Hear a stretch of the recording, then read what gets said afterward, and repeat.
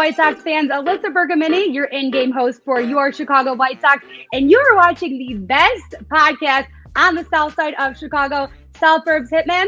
Make sure to tune in.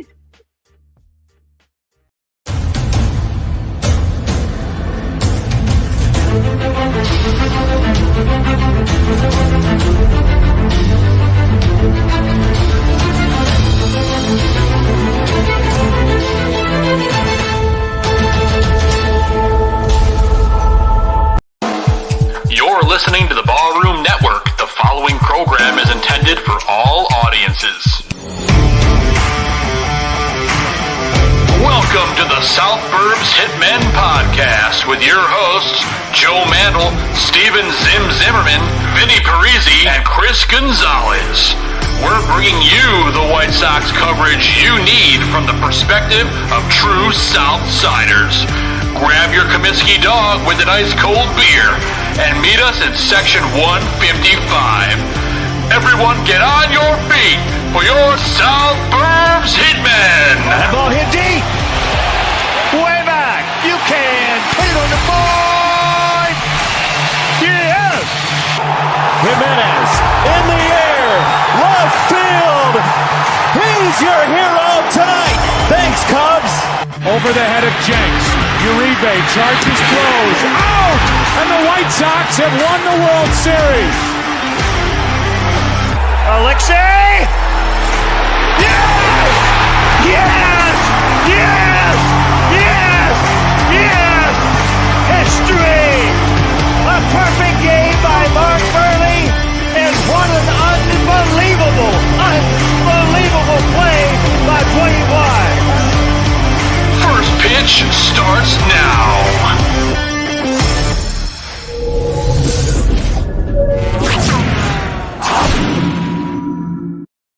What is going on, everybody, and welcome to South Burbs Hitmen. I am one of your hosts, Joe Mandel, and I'm joined by all my White Sox brothers in arms for the first time in quite a while. We've got Zim Zimmerman, Chris Gonzalez, and Vinnie Parise.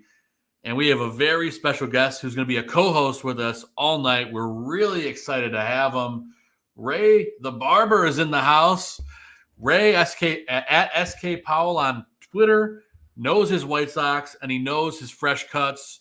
Ray, thanks for joining us tonight, man. Hey, it's a pleasure. It's a pleasure to be on the show. I want to thank y'all for having me on. I'm honored to come on to the show with you guys, man. This is a big time for me. Thank you. Hey, no problem at all. We're just excited to talk some White Sox baseball.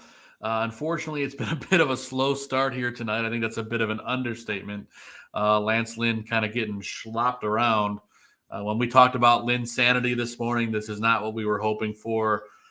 But one thing I want to touch on before we get into the meat and potatoes of the show, I want to toss it to you, Vinny, for one moment, because you put out an article this afternoon about there being some potential unrest in the White Sox clubhouse. I just wanted to give you a moment to briefly speak to that and kind of, what you've heard. Yeah, so Bob Nightingale came out with a report. It kind of started over the weekend, but then he went on 670 The Score today. And I forget the name of the show he went on, but those guys at 670 are awesome. I like Chicago sports radio. It gets a lot of heat because of people that call in and spew nonsense and stuff, but like The Score and ESPN 1000, those are all entertaining shows. So Bob Nightingale on there talking about how there's some unrest in the White Sox locker room, about how there's cliques and all that kind of stuff. And they even talked about it on the show at 7 a.m. this morning. And then Bob Nightingale went on The Score at around 3:30 and kind of explained everything that's going on. It just sounds to me like a story that's obviously going to be overblown, and one that, yeah, of course it's not perfect in the White Sox locker room right now. You saw the difference in the reaction of Tim Anderson making the All-Star team. In 2020, They freaked out like they won a division title, and in 2021, they freaked out like they won a division title. In 2022, it was like, oh, congrats, Tim. Good job, man. Yeah, they're all sitting in their chairs. Tim didn't even look like he cared. It was kind of weird. And Tim Anderson was named as an All-Star Game starter. Like, that is a tremendous honor in baseball. The last White Sox player to do that was Abreu in 2019 and 2018. Then before that, it probably had been a while, and I'm pretty sure Alexi Ramirez, the year he replaced Jeter in Jeter's last All-Star game, that's the last time a White Sox shortstop made it at all. Or that's crazy. before Tim last year. And he's a great player, and I understand not freaking out when you're not in the top spot in the division. Like, of course the feeling is different in the locker room this year than last year. So to me, Bob Nightingale's story is it's going to get overblown. Doofuses are going to go all over the place acting like it's the end of the world for the White Sox. It is devastating if it's like where the players hate each other, but that kind of already got shut down by Jesse Rogers earlier today. So, a 3-run home run is good chemistry, as the saying goes. No doubt about that. Ray, I wanted to briefly toss it over to you to get your thoughts on the situation because, as a lot of folks know, and I know that you're a military man, and you know how much teamwork and camaraderie means to a team. For you, what do these reports mean, and how can these guys fix it? Well, I think that the guys are looking for a spark, right? So Sure. in the military, as a leader of men when I was in the Army, I would figure out who's the unsung leader of the groups, right? So say there's one guy he gets gravitated to. So as the leader of that platoon or that squad or whatever I had, I would rip him a new one in front of all of them, right? Yeah. And then I would pull him aside and talk to him and say, hey, man, here's the reason why I did that, right? And you may not understand now, but the guys look up to you for whatever reason, whatever it could be. You could just be the best looking soldier or the best uniform having soldiers, most shine boots or whatever. But if I did that, they'll be like, man, if he can do that to them, we got to get our stuff together, right? So Yeah. I think that the guys just need a spark, man. I don't care if it's a in the locker room type stuff, but that report though, it was kind of just like, where did this come from? And that's what kind of took me off on it. Like, I don't even know how that came about. I guess the video came out. Then soon as the video comes out, here comes that report. So it's like everybody's looking at it, like Vinnie said, like it's the end of the world. But I don't think that's the case. A 3-run shot is the end all. Yohan gave us that tonight from a guy who hasn't even hit over 200 this year. So That's here we right. are. Yeah. That's The thing I wanted to add, Bob Nightingale, he's reputable with the White Sox. Is unreputable as he's been with other teams. He's got multiple mouthpieces in the White Sox organization. I know that for a fact. I've been told that from my source. And when Bob Nightingale tweets something about the White Sox, take it for what it's worth. And what it's worth is the White Sox aren't as happy-go-lucky in the locker room as they would be if they were in first place by 10 games. Shocker. Yeah, well, we'll see what happens. Of course, apparently Kenny Williams talked to the boys before the game today, and then they have Lance Lynn go up and give up 5 runs in the first inning. So, we'll see what kind of fight they put up the rest of the game. That's what it's all about here. Haven't had a chance to toss it around the horn yet to Chris or Zim. Gonzo, it's been a hot minute since we've seen you, so I'll just give you the floor for a moment. First off, how are you doing? And secondly, what kind of baseball do you feel like watching tonight? You're on mute, my friend. Living the mute game. Live in the mute game like a rookie. All right. I started off the morning on Sean Sierra's Morning Zone Chicago. Sean and Maya in the morning. That's right, Yep. on Sports Zone Chicago. And if you haven't seen it, that was a hot 35 minutes. That got me really amped in the morning. The only thing was I had to wait that whole break from then to this show. So that kind of slowed me down a little bit. But that was definitely exciting. Shout out to Sean for getting me on there. I was excited to be on. For sure. But to go to this article, I think I read somewhere that this was from late April is when this unwrath was from. And that was all. I think Chuck asked Sheets who the leader of the clubhouse is, and he said it was Lance Lynn. So this was the time that Lance Lynn was even there, and Dallas Keuchel was blaming everybody but himself. So yeah, when you're losing and you have that toxicity in your clubhouse, you're going to have that negativity in your clubhouse. It's not really a shocker there altogether. I mean, listen, winning sparks everything and changes the whole game. And this is the time to get on a little stretch here within your own division to hopefully get above 500 going into the All-Star break.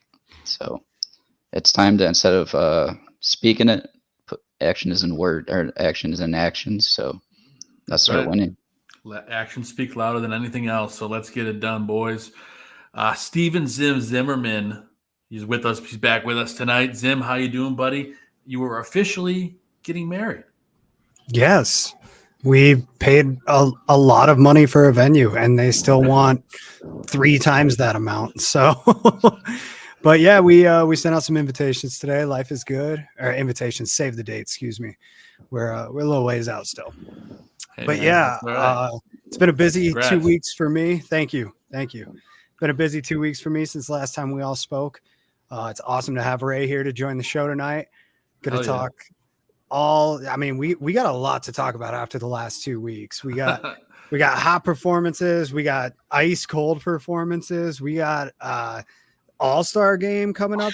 Some rosters were just announced. We got a starter and got some snubs. Some snubs for sure, and some more controversial snubs that I think need to be discussed later on, but we're not quite there yet. This locker room piece that Vinnie wrote about, that Bob Nightingale reported on, though, I got to say I was not surprised to see it come out.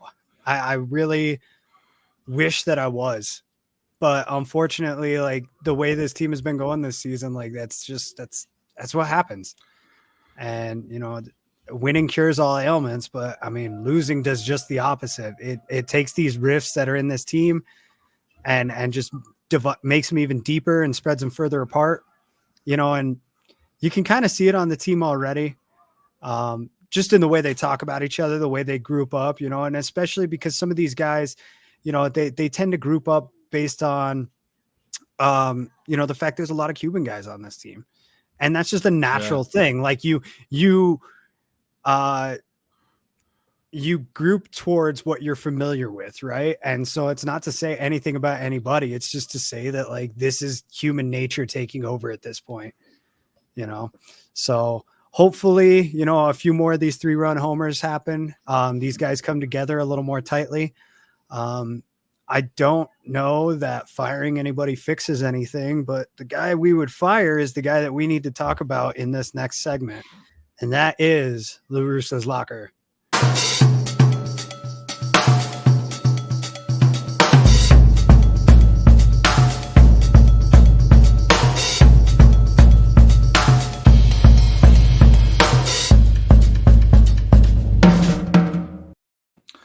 All right, so this is a segment we like to call La Russa's Locker. We get to tee off on the manager, or we get to give him props where props are due.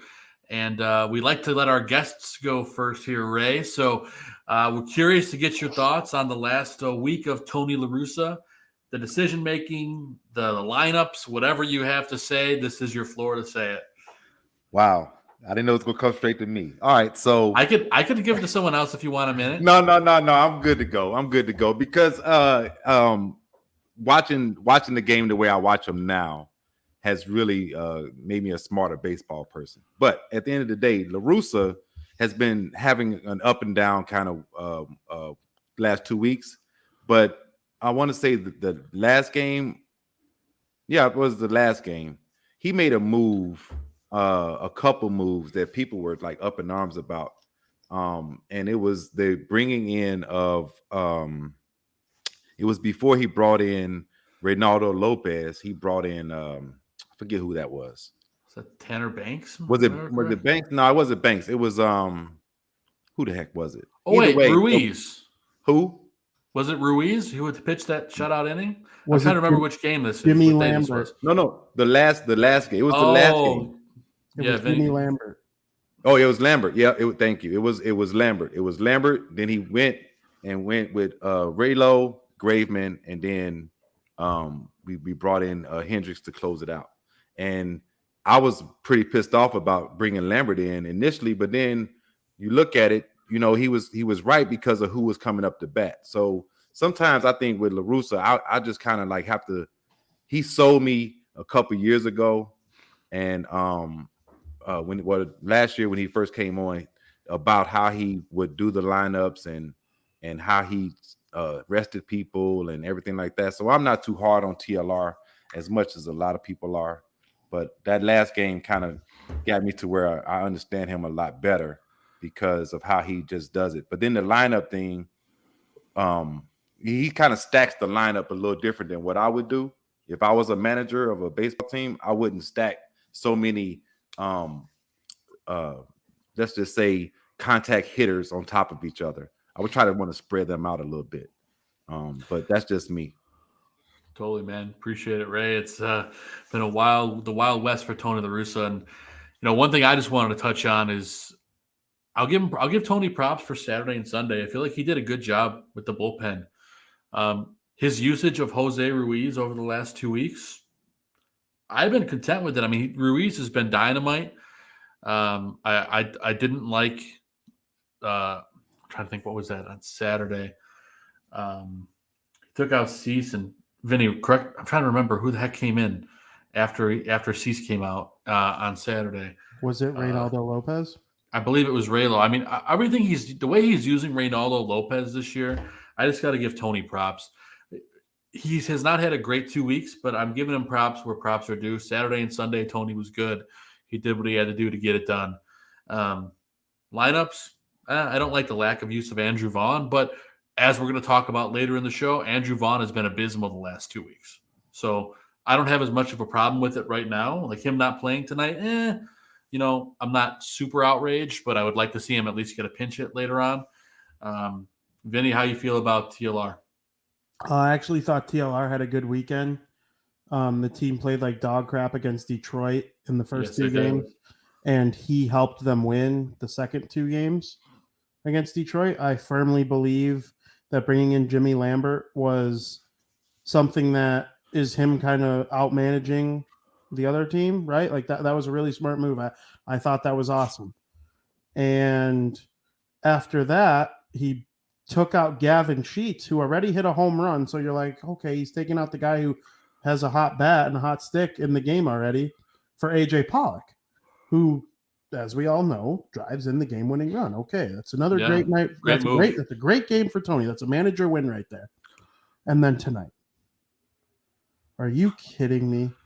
Lance Lynn is it's the 5th inning, okay? He pitched 40 pitches in the first inning, right? So he's already behind the 8 ball early. You already are not getting a quality start from Lynn, all right? So it has the potential to become a bullpen game at any moment. He enters the 5th inning with 90 pitches. Okay, I don't hate him coming out. There were some people on Twitter saying he should have never came out to start the inning. I disagree with that. I would have let Lance come out with 90 pitches in the 5th inning, see if he could get you through 5. But then Lance Lynn gives up a single. Then Lance Lynn hits the next batter. In what world, with 99 pitches, do you let Lance Lynn face the 3rd batter of that inning? I have no idea. I was appalled that he threw the first pitch to Jones. And then what does Jones do? He hits a double. It's now 7-4 White Sox or Guardians instead of 5-4.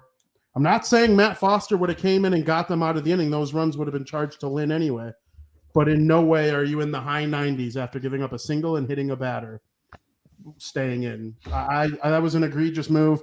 If they lose this game, I'm going to look back at that. I mean, after a great weekend, he had it's a terrible game so far today.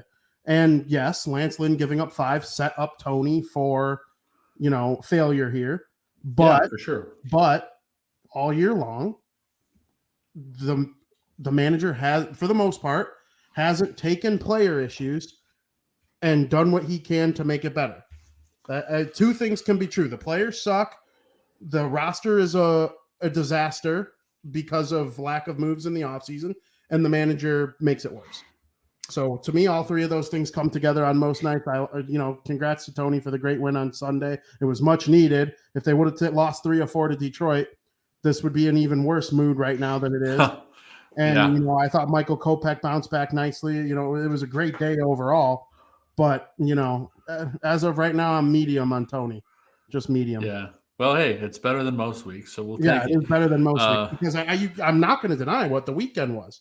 I say what I see, not, I don't want Tony to fail. I like Tony. When he was with the Cardinals, who's the biggest Cub hater on planet Earth? Me. Okay, I loved when Tony was dominating all the time back in the day. It's just not working anymore. It's not working anymore. Well, hey, it's probably the last season of it, I can imagine. But I'll toss things to our buddy Chris Gonzalez next. I know you will. You like to taste Tony's chode sometimes, so why don't you go for it? Yeah, when are we gonna stop blaming Tony when we See, we've barely touched any blame for the players? I just shit on Lance Lynn. All right. And that But was it's not the just reason Lance Tony Lynn. It's failed. not just Lance Lynn. Well, today it for was this Lance whole Lynn. season. For this whole season, it's But not just Lance Lynn. Today it's Lance Lynn. That's the only thing I shit Yeah. on Tony about in this episode was today. Okay, well, I'm just getting back from 2 weeks of hearing you guys talk about other shit during the last 2 weeks, that blaming Tony and whatnot. So I'm just catching up here. All right. Yeah. Thank you, Vinny. Because yes, Lance Lynn, when you know you have 8 games in 7 days, you need to go deep into this game. You got to figure out what's not working early on and get through it. Because quite frankly, yeah, you're only at 90 pitches, and you need to get through that 5th inning. Because like I said, you have a doubleheader tomorrow and the game following that. And this is a deep stretch here this week into our division, and you need to get the job done. So yeah, as far as that topic goes, it's frustrating. It's very frustrating. A year ago, when we were on this segment, we had barely anything to talk about for Tony, and he's had to deal with a lot more this year. But at some point, you know what? I say this. All right, fire him. Great, because I want to see these players get the blame. I do. Bring in whoever. I don't care, because you're not going to get anything different. You're not converting with runners in scoring position. Your defense is a liability. And for the fact that your innings pitch out your starters is very low throughout the league compared to the league, you have to go with your bullpen more, and you're destroying your bullpen when they're already injured. So what is going to change when you fire Tony? Please tell me. Because I'll tell you, it's not much is going to change. You'll be lucky to get a 500 ball club.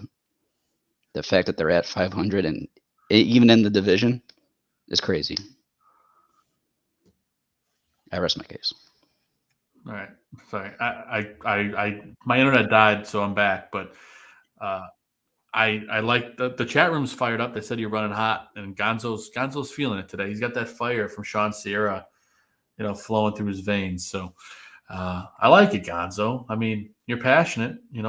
I don't have to put you in my pocket, like I said the last couple of weeks, because you weren't here. I said I wanted to put a little Gonzo in my pocket so I could kind of. I've said it. I've said time and time again. If I thought this was a Tony issue, I'd be saying get him out of here. Let's go to someone else. And I told you from the first show when we talked about this hiring, I was content with it, but I wanted other guys interviewed. But I didn't agree with Han with this whole championship window thing. So, but anyways, go ahead. It. How about you, Zim? Gonzo brought up a really good point when he mentioned that this time last year, we did not have much to say about Tony La Russa. No, we did not. This year, it's all over the place, and I defended Tony La Russa up until mid-May or so this year. I was really all aboard with him. And I think what I've determined it kind of boils down to, because I've kind of gone back and listened to some of the stuff that we've all had to say about him over the last few months.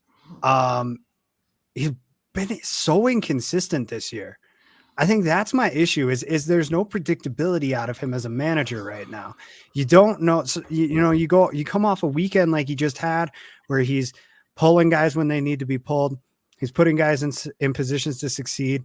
He's sitting down guys who are clearly cold at the plate and putting guys who are in positions to succeed or who have been succeeding in the positions he's put them in, continue to be put into those positions, right? Like think about how months ago we're screaming at him a month ago, we're screaming at him for, why are you playing Larry Garcia every day?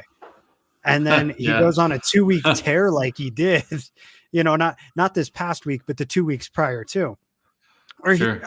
He could do no wrong, but he's still out there every day. And Andrew Vaughn has gone ice cold and he's riding the pine as a result of it. It's like, that's the kind of inconsistency that's kind of starting to bother me with his management style. In addition to the fact that, like Ray mentioned, there's the way that this batting lineup is stacked. It feels to me like the way I would stack a high school lineup, not the way I would stack a professional lineup, where you're trying to kind of bury the guys at the bottom of the lineup. And it's like, why are you doing that? You're just putting 3 outs in a row right there. You got to you got to diversify your lineup. And I guess you could make the argument that's what he was trying to do earlier in the year with all these different lineups. But ever since Eloy's come back, ever since Moncada's come back, like he's really fallen into a groove with the lineup. I feel like the last week or week and a half or so, it feels like it's been real consistent. And while that I think is good for this team, the consistency is awesome. I just disagree with the way it's built. So, I mean, hey, there's a reason why Tony La Russa is managing a major league ball club and I'm not. All right. I'll be the first one to admit that. I should not be the guy in that dugout right now. First of all, I'm like half as tall as the rest of the guys on the team. But more importantly, this is true. More importantly, I don't have the shuffle like La Russa's. Well, I think we could all agree that none of us want to be in that manager chair right now. No, and that's just it. Like that's why you got Tony La Russa, is because you got a guy who's capable of handling these situations, who the whole city can be mad at. And, the whole city can be mad at him and he's just unfazed. He is Steve Bartman with his headphones on right now, man. Nobody's getting through to him. So, all right. Well, the White Sox just chased a pitcher out of the game.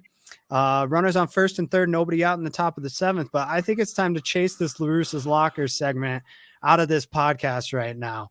And we're just going to move on to Adam Dudd of the Week. You suck. You suck. Stupid. Lousy. No excuse. What a dud. What a total dud.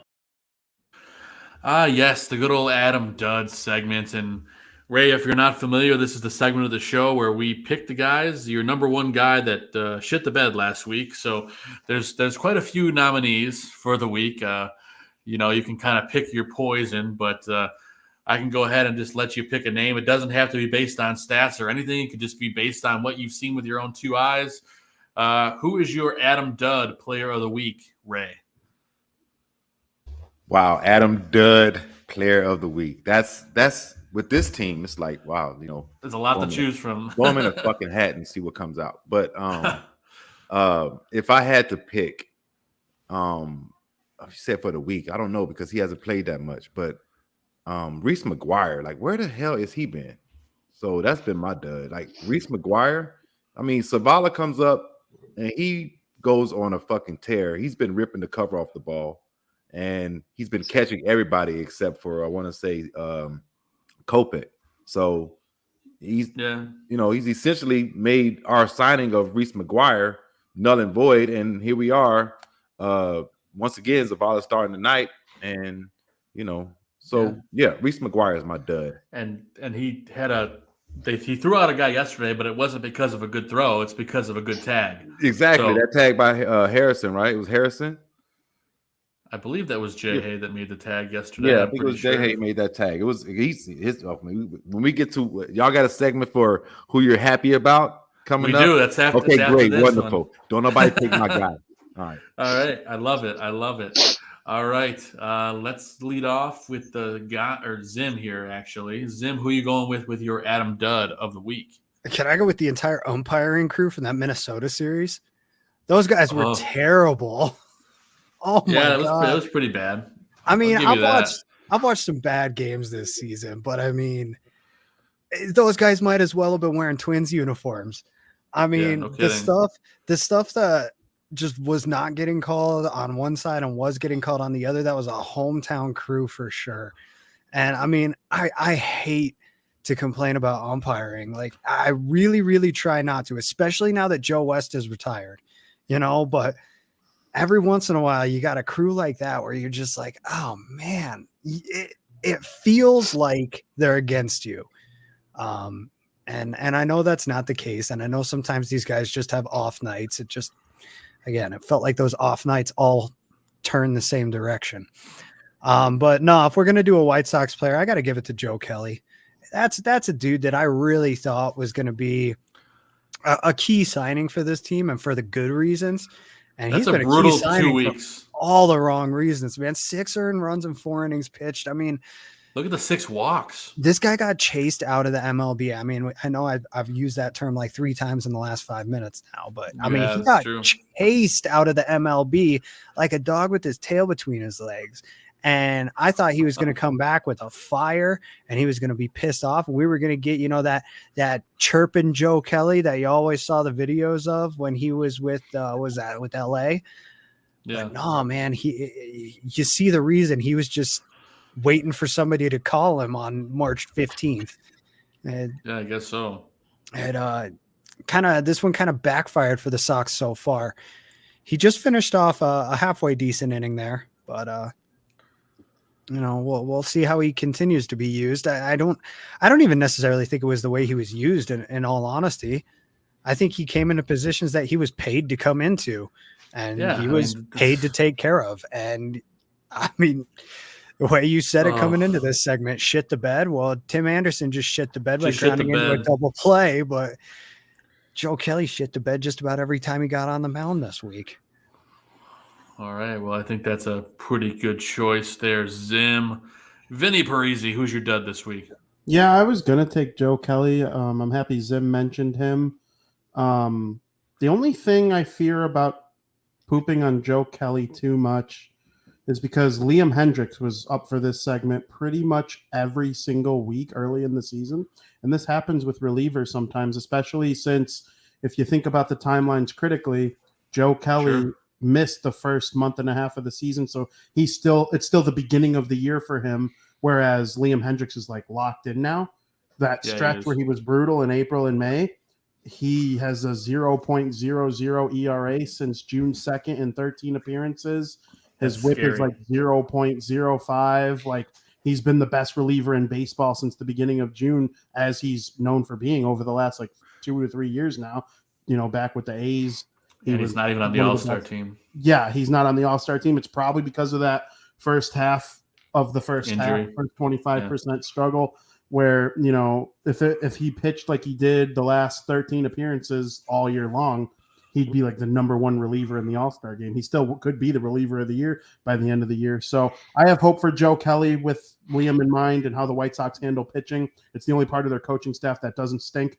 So, in terms of a dud of the week to pick, I'll go with Yoan Moncada, the guy I picked for Pick to Click.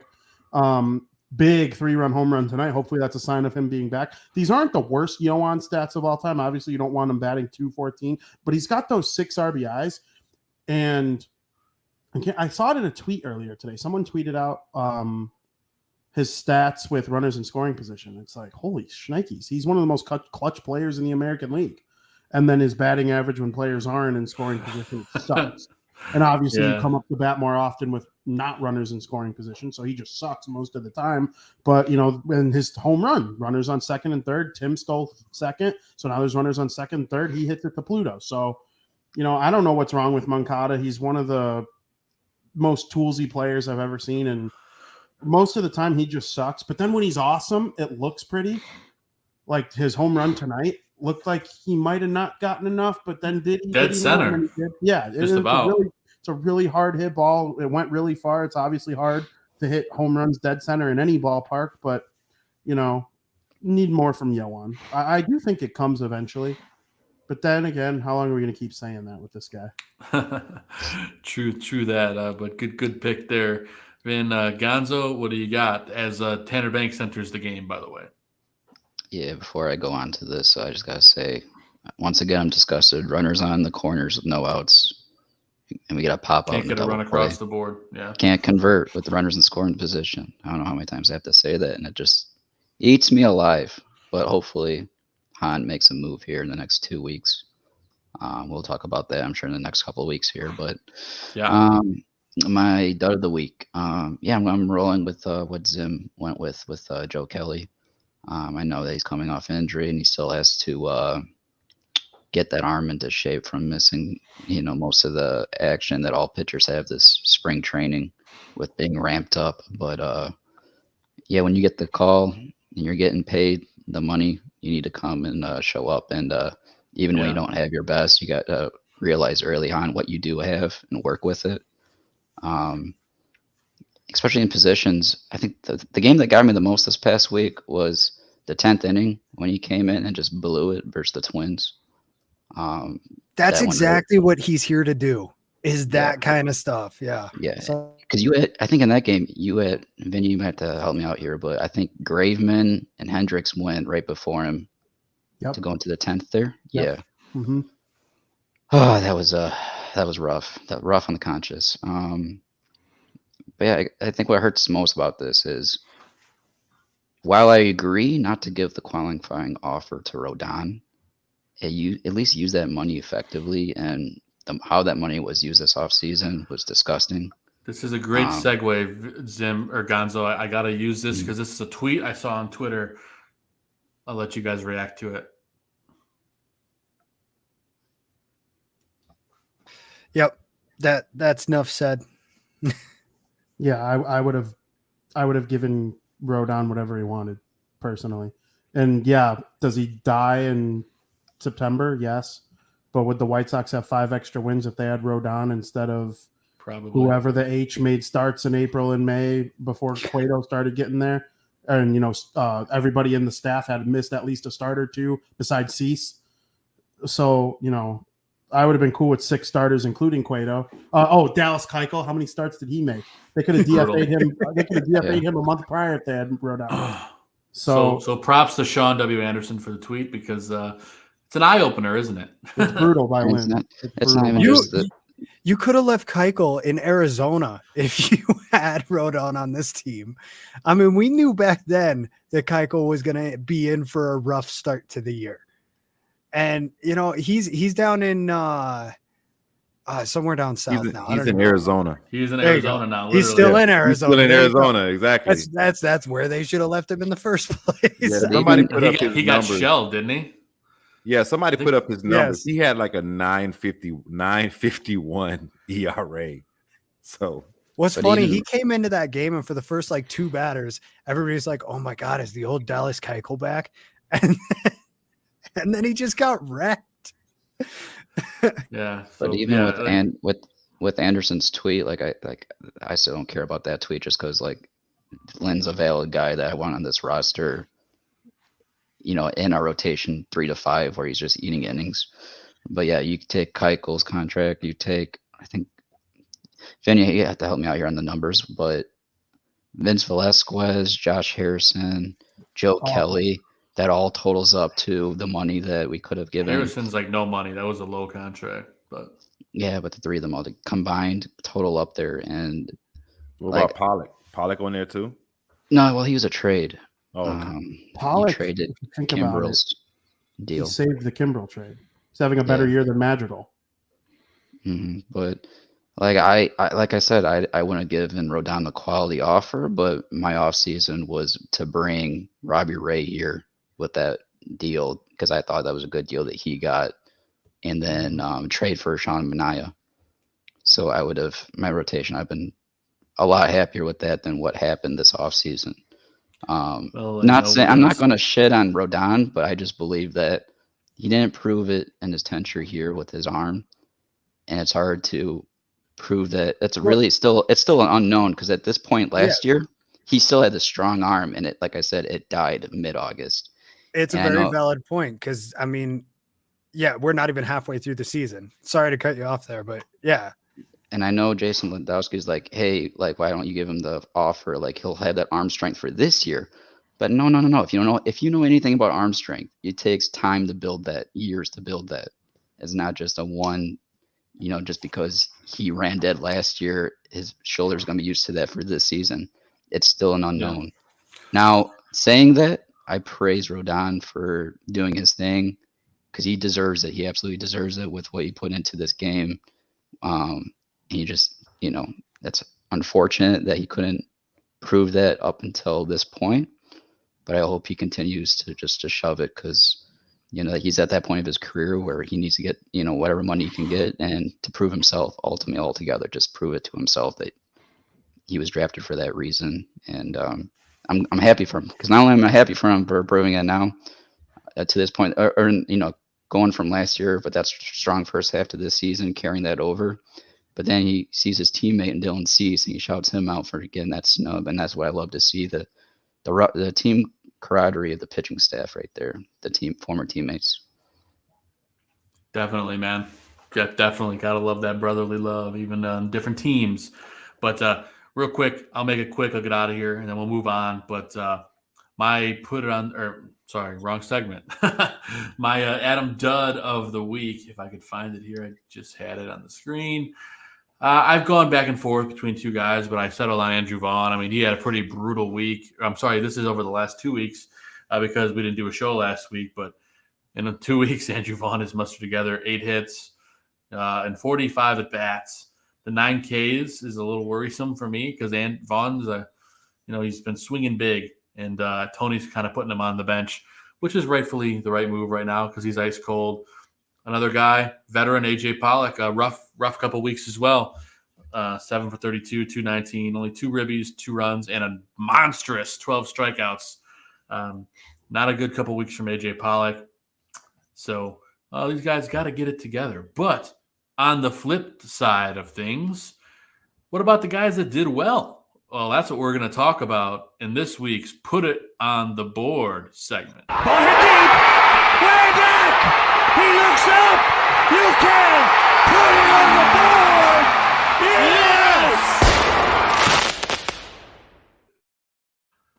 Yes, that's right. And our buddy Ray alluded to it before, but we will let him make his official pick for his Put It on the Board player. Ray, who you going with? I'm going with Josh Harrison. Josh Ooh, Harrison. And it's not really about his batting, even though he's had some nice hits over the last couple weeks, but it's his glove. That man's glove has just been immaculate. He made an over the shoulder catch in right field that was crazy. He had a snag in the air, diving that was crazy. He had a couple nice little plays right there where he turned the double play. So his glove has just really been it's just been spectacular. And I think that he has shown and proved that he could be an everyday second baseman. I don't know exactly what TLR thinks when he goes back and forth between him and Garcia, but he's been serviceable in that 9-hole hitting. And he laid down a bunt the other day, which was like, look at that. Yeah. Moved the guy over, manufactured a freaking run right there. So, I mean, I think that, Josh Harrison has shown that he could be an everyday guy in this lineup. After everybody said, you know what, get him out of here. DFA him now. Like, I was never on that train. So yeah, he's certainly proven himself that he deserves to be here. And that's especially at the start he had, that takes a thick skin. So props to Jay Hay for that. All right. Vinnie Parise, who's your Put It on the Board player of the week? My Put It board player on the week. I'm not going to steal any from anyone in particular. I'll go with Luis Robert. Luis Robert, 14 for 54, 259 batting average, 3 home runs, 10 ribbies, 12 runs scored, 14 strikeouts. The 14 strikeouts that's kind of the world of cheering for a team with Luis Robert on it right now. It kind of reminds me of, I hate bringing him up because I hope his career trajectory doesn't turn out the same, but it reminds me of Javier Baez, just very free swinging, can't lay off the junk down and away. And, if that's a problem, but all the rest of the numbers stay fine, like he's still hitting for high average, the OPS is up there, I'm not going to complain. Like, what's the difference if he strikes out or grounds out? At least he won't hit in a double plays like the White Sox do 1,000 times a game. So, I like Luis Robert a lot. I think he's one of the best, most talented players in Major League Baseball. He's still got a long way to go before he gets himself into that conversation of, best player, even on the White Sox, but let alone Major League Baseball, but certainly the most talented. That's all I really got to say about Luis Robert. It's hard to say anybody went. I mean, his stats are pretty good. There's one guy in particular on the White Sox that, was outstanding this week, but Luis Robert, he hit pretty well. And I do have one critique. Sometimes I think he thinks he's better in the outfield than he is. And that's saying something because he's outstanding. He has the ability to change a game in the outfield. And sometimes you have to like put in effort though to show that, and sometimes he thinks he's invincible out there. And I believe if Luis Robert put everything into it and put it all together, he'd be one of the best players in the game. But we also heard that report that they told them to dog it sometimes, which is how baseball is today, because they're going to pull a hamstring if they don't dog it sometimes. It sucks, but it's just the way it is, I guess, now. It definitely sucks. Vinny, thank you, sir. Gonzo, what about you, man? Who'd you put on the board player? Let's we're going to move through this segment relatively quickly to get the show moving, but who you got? I got Sebi Zavala batting 340 there for the week when we need hits coming from the catcher position. Sebi did it. He's 387 over the last 2 weeks. Yeah, he's really gonna make a tough decision here when Grandal comes back here, and hopefully in the beginning of August. Hopefully, I'm not even sure if that's going to be the case, but it's going to be a tough decision because you got to make decide his at bat, Reese's defensive ability.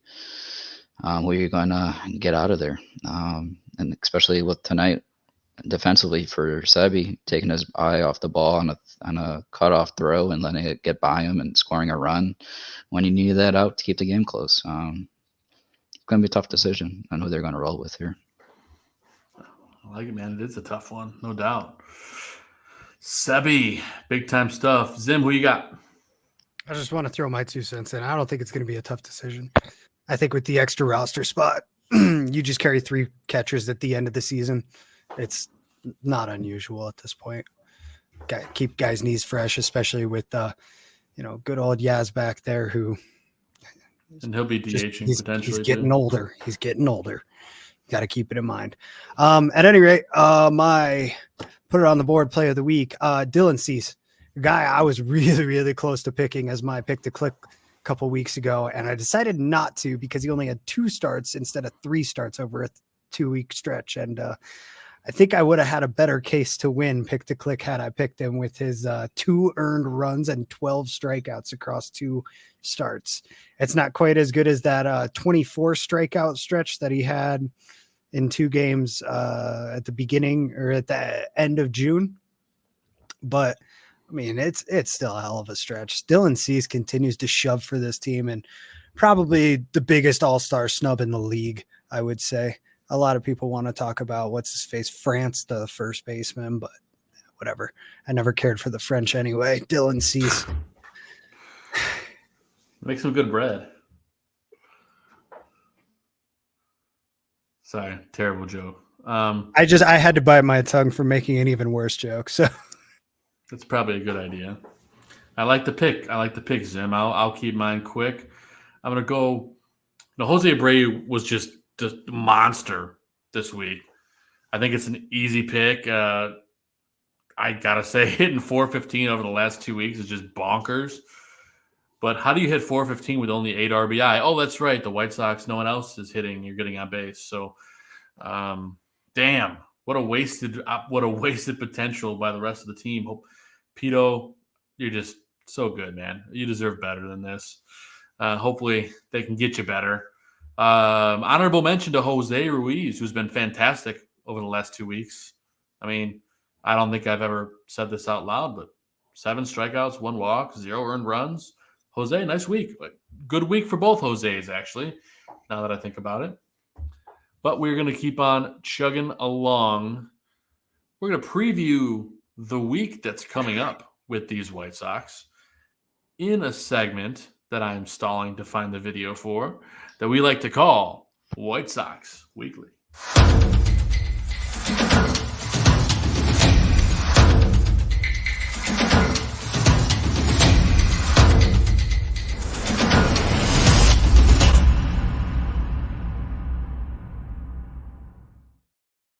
That's right. We're going to preview the week that's coming up. And our buddy Gonzo usually heads things off here. Of course, we've got the Guardians, and then we got the Minnesota Twins. But Gonzo, I'll let you get into the details here. I'm going to pull it up on the screen to let you talk through it. But what are you looking at this week, bud? Yes, so White Sox Weekly here. We have a 4-game road trip out in Cleveland. Start from Monday through Wednesday, 4 games in 3 days. As you saw tonight was Lance Lynn versus Kale Quandrel. As you can see how that one went, we were kind of hoping for a better start out of Lance Lynn. But it is what it is. And starting tomorrow for the doubleheader, you're going to have Davis Martin. Wanted to say Doug Martin for some reason, but Davis Martin versus Shane Bieber. Oh man. I thought it was going to be Cease though in the first game, and then Davis in the second game. They just announced this before the game a Yeah. little bit this Did they? afternoon. Yeah. They've swapped them, yes. Wow. It's Interesting. a little bit of a lopsided matchup, but Davis Martin, maybe you got some fire in you. I don't know. I guess Tony doesn't want to waste a start out of Cease. Better use him for game 2 on whoever they're going to decide to fire that back at. And I think that's a smart play. Like, Cease hasn't been getting run support lately, especially against a guy like Bieber, who can shut you down because he's done it multiple times this year already. I think it's a good move to swap him. Yeah, I mean, I can't complain too much because I was starting to think that as you were talking there, but you got a valid point there, Zim. You got to grab a game, and hopefully you can grab both. I would love to see that matchup of Cease and Bieber, but I'm sure we'll see it later in the year as well. This is going to be game 4. The last game of the series is going to be Lucas Giolito versus Aaron Saval. Saval has been really hit or miss versus us. I mean, he started off really well over the past couple of years, and he had a couple of rough starts. But as you highlight there, Joe, lately hasn't been looking good. But don't discredit a decent right-hander versus our lineups as of this season.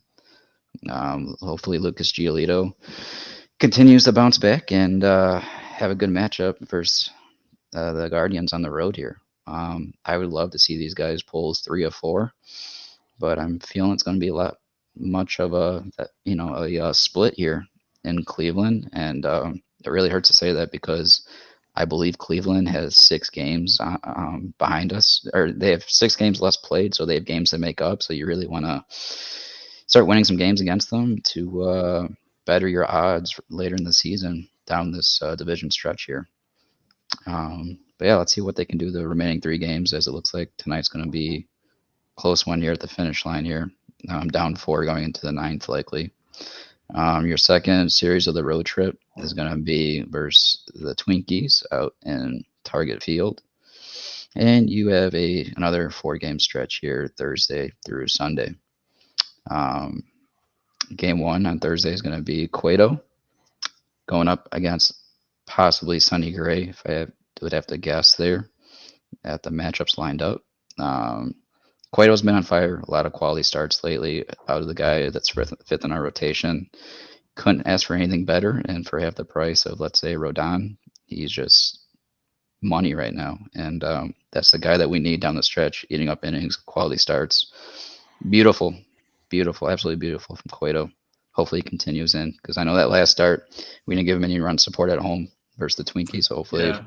Talk about a guy that's an unsung hero for the put it on the board player. I can't believe I didn't even nominate him, but Johnny Cueto, props to you. Yeah, he deserves a lot better. Game 2, Moist Michaels on the mound versus Smeltzer. Smeltzer's a guy that has bounced back, and they're one of their developer guys. And once again, Kopech, another guy that deserves better from the offense, backing him up, because he only gave up, I think Vinnie pointed out in our Put On Your Socks video, he only gave up 2 runs in that first inning last start. And we couldn't, we couldn't even muster him. He had to go non-decision there when he should get a dub. A lot of that lately. Yeah, too much of that lately. Game 3, Lance Lynn Sanity. Hopefully he bounces back here. His second start on definitely of this week. Linsane versus Dylan Bundy, a guy that, gosh, I don't know why he shut us down the other day, man. I don't know why these average right-handed pitchers are making us look silly this season, but this is another guy that looks completely different after surgeries. He's got average stuff, but he's figuring it out with location against our hitters apparently. Last game is going to be of this road trip on Sunday is going to be Dylan Cease, his second start of the week versus possibly Winder. I like how things are shaping up here on the road in Minnesota. really hoping for 2 out of 3 from this road trip with them. And altogether, you really want to take 5 out of 3 on this 8-game stretch here. Get to 500. I would at the very hope least that we can at least win 5 games on this road trip. Otherwise, Yes. I do. Sorry to cut you off there, Joe. I wanted to talk hitters at the very least here. Obviously, you saw it on the broadcast there that they were showing All-Stars for the Guardians, but Jose Ramirez, he didn't really hurt us today, but Not yet. He went over 4. He went 0 for 4, but 3 more games here of this series, and that's a guy you don't want to get heated up. He's been on a cold stretch lately. Definitely don't want him to get heated up versus us. Well, that's one thing I hope Tony learned this year is do not pitch to Jose Ramirez. Please put him on the bases. There's a couple guys I'd allow to pitch to him, but when I wouldn't even risk it right now when we need to win games with, depending on the game situation, of course. But yeah, let's not get him going. And then going into Minnesota, Byron Buxton, another name. You want to be careful with. Yeah, he's only batting .215, but he's got 23 bombs and 42 ribbies. He's a guy that he's got one hell of a glove out there in center. Runs him down, obviously, with that triple play he made versus us that I don't want to talk about ever again a week ago. But yeah, between his at bat and his ability to get to the ball and the gaps, yeah, be careful with him. That's all I got to say with the week here coming up against us. Awesome, man. Appreciate it, brother. And part of this segment, Ray, at the tail end, we do our picks to click for the week ahead. I actually finally won one last week, picking Jose Abreu 2 weeks ago before our little 4th of July. You won on a technicality, all right? You can just by 150 batting average points. Yeah, that's right. That's right. But Ray, I'll let you go first as a guest. We'll let you pick someone for the week ahead. If you had to pick for someone for this week to kind of turn it around, get things going, be the straw that stirs the drink, if you will, who are you going with? So you know, I run a little space on Twitter, right? So yeah. So as you know, I hope we'll talk about that a little bit later. But we will. Anyway, as we were watching the game today, everybody was shitting on Yoan, and I was just like, "Hey guys, hold on, wait a minute. Think about the last couple weeks about Yoan Moncada. He's been hitting pretty good in tough spots. He's had a couple nice little hard hit balls into spots, and he scored a few runs. Next thing you know, 3-run shot. So I'm gonna stay with Yoan. I'm gonna stay with Yoan Moncada. I'm gonna stay with him to stay heating up, and I don't know if this is reverse psychology, but I want him to shut everybody up and become that same guy that everybody was fucking up in arms about after 2019, because I think he still has it. He just has to find that love for baseball and the love for what he does, and look in the mirror and say, yeah, I am a top fucking 5 third baseman in baseball. Dude, man, I like it. I'm feeling the positive energy. Can I just say thank you for taking Yoan Moncada for us? It's not that he's a bad player. It's just that so far this season, we're all constantly just tempted to take him. Like, come on, he's close. He's gonna turn it around. We got it. And like every freaking week, it's like somebody's just a little better than him, or or he's just terrible. Sometimes you have those weeks as a hitter. You just kind of have to deal with it. But it's like even when he's good, somebody else is just right there. So thank you for taking him off. No problem. Play. Yeah, I'm glad I was able to break the ice, man. I need to help you guys break the ice a little bit with Yoan Moncada, because he is a talented dude. Like if you look at him, he's just like baseball. Like that's all you see is baseball. Like, so I mean, and that swing, my God. That swing is money, man. When it's going, it's going. That home run he hit earlier was beautiful. Oh, I'm going back and forth with who I want to go with on my pick to click. I'm definitely not picking Lance Lynn because he's got 2 starts this week. Well, Anyway, I'm going to go ahead and forget that. But I am going to go with – oh, man, I hate that. I'm going to go with Luis Robert. Lou Bob turning things around. Even though, the last couple of weeks his average was lower, he's still hitting the RBIs. He's still getting it done, scoring runs. So I'm going to go with Lou Bob. Next in order would be Zim, who finished just in second behind me this week. And the game's over. We lost, by the way. Yep. What else is new? Sky is blue, grass is green, and the White Sox lost a divisional game. Hey-o. I'm gonna go ahead and go with Dylan Cease. He seems to be about the only guy on this team with any fire under him lately. So let's see him take that all-star snub and shove it right up the divisions. Where. He's in third in the MLB in strikeouts and not by much. Let's see if he can regain number one and just do what he does. What do you want to bet that he ends up on the all-star team as some kind of alternate or something like that? As an alternate, yeah. I would be willing to bet any money that it'll come out in the next 4 to 5 days. But yeah, I hope it's after his next start so that he's got a little juice in the tank for it. All right, well, I don't know. I don't even know if he's that kind of guy. Honestly, he seems so mellow even when he's on fire, Yeah. I like the pick. He's always just so calm and collected. Sure, he shows the emotion from time to time, but generally speaking, I kind of like that about him. I like that cool-headedness, that level-headedness. But we're gonna go with the next guy in line here. That the guy I picked, the guy that went first, Moncada last time. That's Vinnie Parise. Vinny, who are you gonna go with here with your pick? And I'm giving Gonzo last just because TA had a brutal, not the last week, but the week before that was absolutely brutal, which is why I've got Gonzo going last. Yeah, I was gonna take Cease, so very nice pick, Zim. I was going to take him, probably kind of mad about the All-Star break. I would be if I had those numbers. He does have that start on Sunday, so he probably wouldn't pitch in the All-Star game anyway. But that part of me thinks that's a reason that he's not going to go as an injury replacement. But who knows? Maybe out of respect, they'll send him. I hope they do. Maybe he'll toss an inning. But I'm going to go with – I never take Jose Abreu. I don't think I have this season. So I'm gonna try that train this week.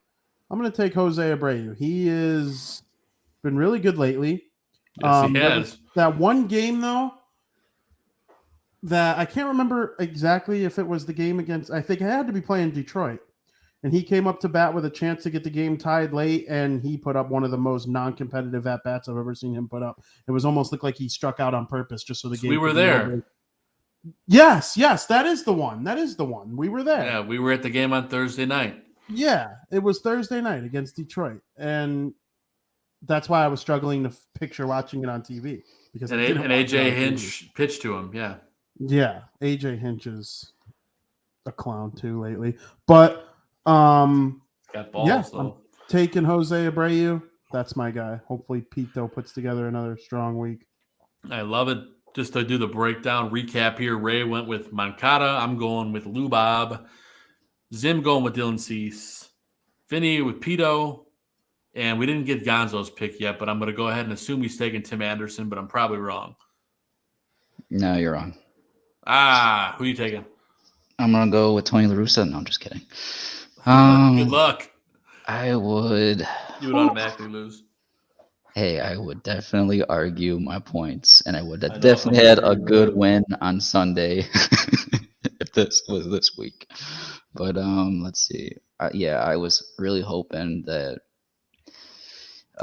Zim would not go with my boy Dylan Cease, because that's definitely who I was rolling with here going into this show, because I thought no one else would have really thought about pitching for 1 week. I'm stunned you're taking Joe Kelly, Gonzo. That's a bold choice.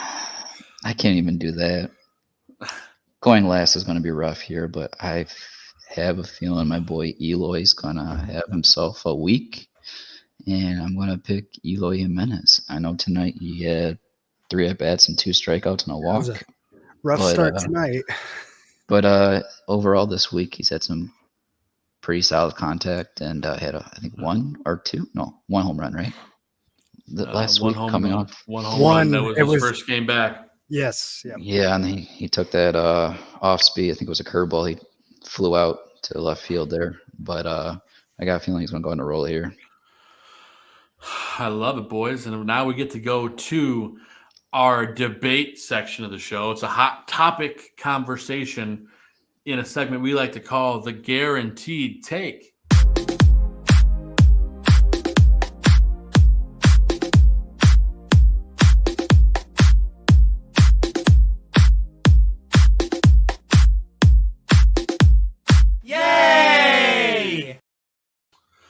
Yeah, the Guaranteed Take for the week, guys. I wrote this up, and I feel like it could be a big conversation that could go on for a minute. But the Guaranteed Take, somehow this team is still in contention within this division. Now, true or false, this team should be buyers at the deadline. Bonus question, who should we target? Ray, I'll give you a minute to stew on this one. I know Gonzo is very opinionated on this, so I'll let him go first. Gonzo, should we be buyers? Absolutely. Especially with how things are going here. I don't think you're going to get Tony to manage this team and not be sellers. At the same point, I think Hahn needs to prove himself here. With his tenure of his 10 years here, I think he needs to prove himself at the deadline because he didn't prove himself in the offseason. So the 2 guys that I would go after right now, San Francisco is 10 or 12 and a half back. I would give him a call and see what it will take to get Logan Webb off of their hands. And then I would also call Cincinnati and go get Drury for my offensive bet. And that's what I would roll with at the deadline here. Love it, Gonzo. Ray, should the White Sox be buyers? I think we should add another strong arm. Just because bullpen or starter? I'm thinking starter-esque. Okay. Starter-esque type. You know what I mean? Like a crochet kind of guy. Yeah, they can spot, but I honestly, you know what though? Take that back. I don't want that. Take that back. I think we should be at least in the Brandon Drury discussion. I've started looking at him a lot more lately, and I like what I see. So if we're going to go try to get a little bit of pop at second base, I'll be cool with that with Brandon Drury. But the only reason I took back the arm is because I tweeted out probably 2 weeks ago that Ronaldo Lopez is probably going to be the most important piece going forward. He's been so good. Yeah. So I tweeted that out like 2 or 3 weeks ago. Like, in my eyes, he is the most important piece coming out for the White Sox. That role that Kopech had last year out the bullpen, that's Raylo this year.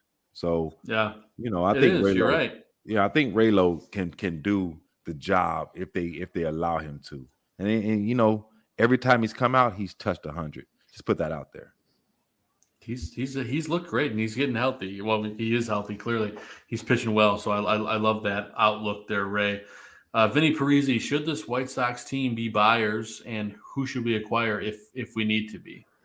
As of right now, I would say yes, because they are still competitive in the division. But if 2 weeks go by and they can't beat the Guardians or the Twins, I will change my tune really quick. I'll sell Abreu. I'll sell Pollock. I'll sell literally anybody who is expired at the end of this year. So, my tune on that could change really quick. I was given an official list of teams that are already declared sellers in their own mind. This is from a source.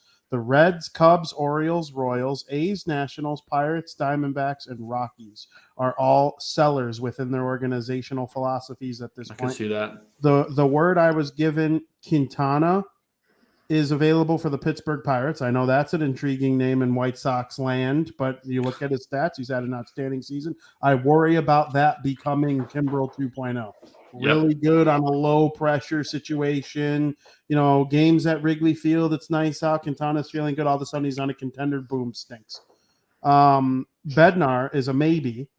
And I only have word on Pirates players. I don't have anything on any of the other teams I need other than the fact that they are sellers.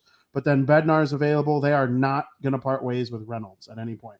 Anything you hear about Reynolds on the trade block from the Pittsburgh Pirates is fake news. So any guy from those teams specifically, I'm sure we got some people that watch the Cubs from time to time just because they're on national TV. Ian Happ would look good, better in right field than Gavin Sheets. Kyle Hendricks would be okay, like sixth starter, but then again, they have Cueto, so if everyone's healthy, I probably would stay away from that. They're not going to trade Keegan Thompson. If that guy was available, I'd rather have him than like even Lynn at this point. But they have no purpose for a guy like Wilson Contreras. The Reds have a bunch of players that you could easily try and pry away from them. I would imagine that basically everyone on that team except for Jonathan India is available. I'm not sure they part ways with Joey Votto, but the Orioles, they were on this list. But I'm thinking at this point, this list was sent to me about a week ago.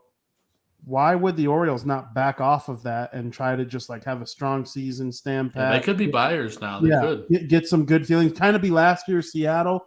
If you miss the playoffs, make it be like by a game and a half, and then in the offseason you go, do exactly what we wanted Rick Hahn and the White Sox to do this offseason, just start buying. So, yes, it's a long-winded answer of saying I would be a buyer right now, but like I said, my tude can change on that literally by the weekend. Yeah, I'm in the same boat as you, Vinny. I think right now, because the division sucks balls, I think we, to put it lightly, aside from the Twins, who are not real, in my opinion, we'll see that here very soon once they start to play some good teams. And I don't know if we're considered a good team or not. Probably not right now. But I think right now we're still in the thick of it. So a good couple trades would put us to the moon. Second baseman, I think that's a must. At least an offensive second baseman, if you could do that. I'd love to see a bullpen arm. I don't think we need to get a starter. I really don't. I think you get a really good lefty out of the pen. I'd love to see that and just kind of go from there. So that's what I feel. Zim, we'll let you finish things off with a guaranteed take here. Sellers or buyers? Yeah, I'm not going to be as positive as you guys. This team is neither right now. They are absolutely not buyers in their current situation. And as Vinny said, they could be sellers as soon as this weekend. As far as I'm concerned, they could be sellers as soon as Wednesday. If we get swept all weekend, we don't win a game. Yeah. Yeah. If they don't take both games or at least one game of the doubleheader tomorrow, they're sellers. This team is dead in the water as it stands right now. They can't beat their own division. They're 1-5 against Cleveland. They are 13-16 against the division. This is a terrible division. You all just said it yourself. And this team can't even beat them right now. What is the point of leveraging the future, of leveraging next season and the year after for a season in which this team can barely maintain 500? I mean, it's not even that they're sitting around 500. Like, they're struggling to get to 500, and that's fully healthy. They're still getting beat by Cleveland. Well, Zim, you make a good point. I think that's kind of part of the reason you're seeing so many of these clubhouse things come out now. Yeah. I think you're going to find that the guys that end up being the problem in the clubhouse are going to get moved. And I think that maybe can change the chemistry of what's going on here. I think that's a great plan. I think that this team, I said it 2 weeks ago, and nothing that happened over the last 2 weeks has made me change my mind at all about it. They need to be figuring how to retool for next year. This team is not going to be competitive this year. What do you get? Honestly, as a White Sox fan, what satisfaction do you get if this team busts their balls, gets their way back into a divisional race, ends up barely making the playoffs, and then loses in the first round again for the third straight year? What is the point of that? Who cares? The objective is not to make the playoffs. The objective is to win a championship. All right, making the playoffs is not good enough, and this team right now is barely a playoff team, and it really sucks because we were sold a product, and we did not get that product. I will say at this moment right now, we are definitely not a playoff team by what I'm seeing. It's going to take a lot of clubhouse stuff. It's going to take a lot of leadership stuff. And it's going to take some Rick Hahn. And why are we trying to do that mid-season? It's not to say that this team can't do it. It's not to say they can't recover and they can't become a decent playoff team. And certainly I hope I'm eating my words at the end of the year. I want to be very clear on that. I am still a White Sox fan through and through. And I very much hope that this team figures out a way to turn it around and be the team that we know and be the team that we know they should be, that we were sold at the beginning of this year, that we saw fight through the end of last year, that we saw Rick Renteria take to the playoffs. And we were told Ricky's not the guy. We're going to go get the guy. And they went and got Tony La Russa, and Tony La Russa fired up this team and really took them somewhere last year. And now this year, what is happening? There's a reason people are blaming Tony, and it might not be Tony's fault. But when he's what you're told is the final piece, yeah, he's going to get the blame. So at this point, anybody not named Luis Robert, not named Tim Anderson, not named Dylan Cease, and not named Michael Kopech. Those are the 4 guys that I don't touch. Outside of that, do whatever you want to try to make this team better for next year. I will say one thing about their minor league system. And listen, Rick Hahn got the rug swept out from under him when Jerry Reinsdorf went beneath him and hired Tony La Russa. I'd be fine with Tony La Russa being hired if it was the GM's decision. Like that is just bad. That's a bad way to run your business, your organization. Jerry Reinsdorf, at the end of the day, for me, gets most of the blame because he wasn't Rick Hahn's hire. It wasn't part of his vision with this roster. With that said, I will be done with him if he trades Colson Montgomery for anything. Unless that guy who they trade Colson Montgomery for better come here and slash 400, 400, and 500 and have a 900 OPS or higher, because this he's going to be named a top 100 prospect. You add Colas to that, and you add Cespedes to that, and that's going to be a better feel about the minor league system going into 2023 than it has been this year, as long as they keep those 3 guys. I just can't fathom trading one of those guys to, like Zim said, barely make the playoffs. Vinny, I actually have a little news for you. Colson Montgomery, as of last week, is number 99 on the top 100 prospects list. There you go. This little hitting streak he's got put together down at, what is he at, high A right now? Really paying off for him. I just want to point out that Vinny interviewed him last year. He did. He was all over it. If what's his name comes off, like Adley Rushman and Riley Green, all these guys are going to start coming off. There's a chance he's a top 50 prospect after this season, especially if he, climbs up the minor league status a little bit and comes into next year. I'm not saying I'm done with the year. 2 of the last 3 World Series champions were in this dog crap position at this point, like the Nationals and the Braves. But the Braves went out and rebuilt their whole outfield after Ronald Acuna Jr. went hurt. They brought in Soler. Now I'm drawing a blank on what's his name, the outfielder. They rebuilt it all. And Jock Peterson, they brought him in. He was awesome in the playoffs. So, are the White Sox going to do that as smart as the Braves did? I'm not as confident. Yeah, no, I'm not confident in it either. I don't know if any of us are at this point. Ray, go ahead. Can I ask a question to Vinny though, real quick? Hey, Vinny, do it. Yeah. Is Vera on your list? Is he untouchable? I wouldn't trade him personally. You're talking about Jorge Vera. Vera. Sorry for pronouncing his name. He's an interesting one. It's always interesting with pitchers, right? Because pitchers have a finite number of pitches in their arm. Like if you could trade a guy like that for somebody who's MLB ready, that's a little bit different of a story. But I probably wouldn't for sure. It's similar to Montgomery. Like you better bring in over a guy. No trading Vera for like Cesar Hernandez. No. I mean, if Vera brings you Brandon Drury, are you making that deal? I would consider it. I consider it. I don't know if you would. I don't know if you would. I would. But absolutely. I'm not trading any of the other 3 for something that might help them this season. If it would help them this season, it's like obvious. Like, let's say, who's crazy that could become available? I don't know. Jazz Chisholm Jr. Yeah. Okay. Exactly. I would trade everyone right now. Yeah. If Jazz Chisholm Jr. was on the block, Jeff Passan tweets it. If I'm Rick Hahn, I'm offering him Eloy and frickin' Colson Montgomery for Jazz Chisholm Jr. You give him a player for now and a player for later. That's right. Exactly. And I love Eloy. I think he can hit 50 bombs in this league. He just can't stay healthy. And, in Miami, things will be a little – they probably have a better everything in terms of training. He could hit 60 home runs down there. Yeah, exactly. Literally, Giancarlo Stanton did. You trade Vieira because the thing that this organization does well is develop pitchers. Yeah, that's a really good point. You trade him, and you have a whole bunch of pitchers in our organization developmental system there. One guy I don't want to trade is Oscar Colas. I'd like to keep him in the system. I think he's got a lot of potential.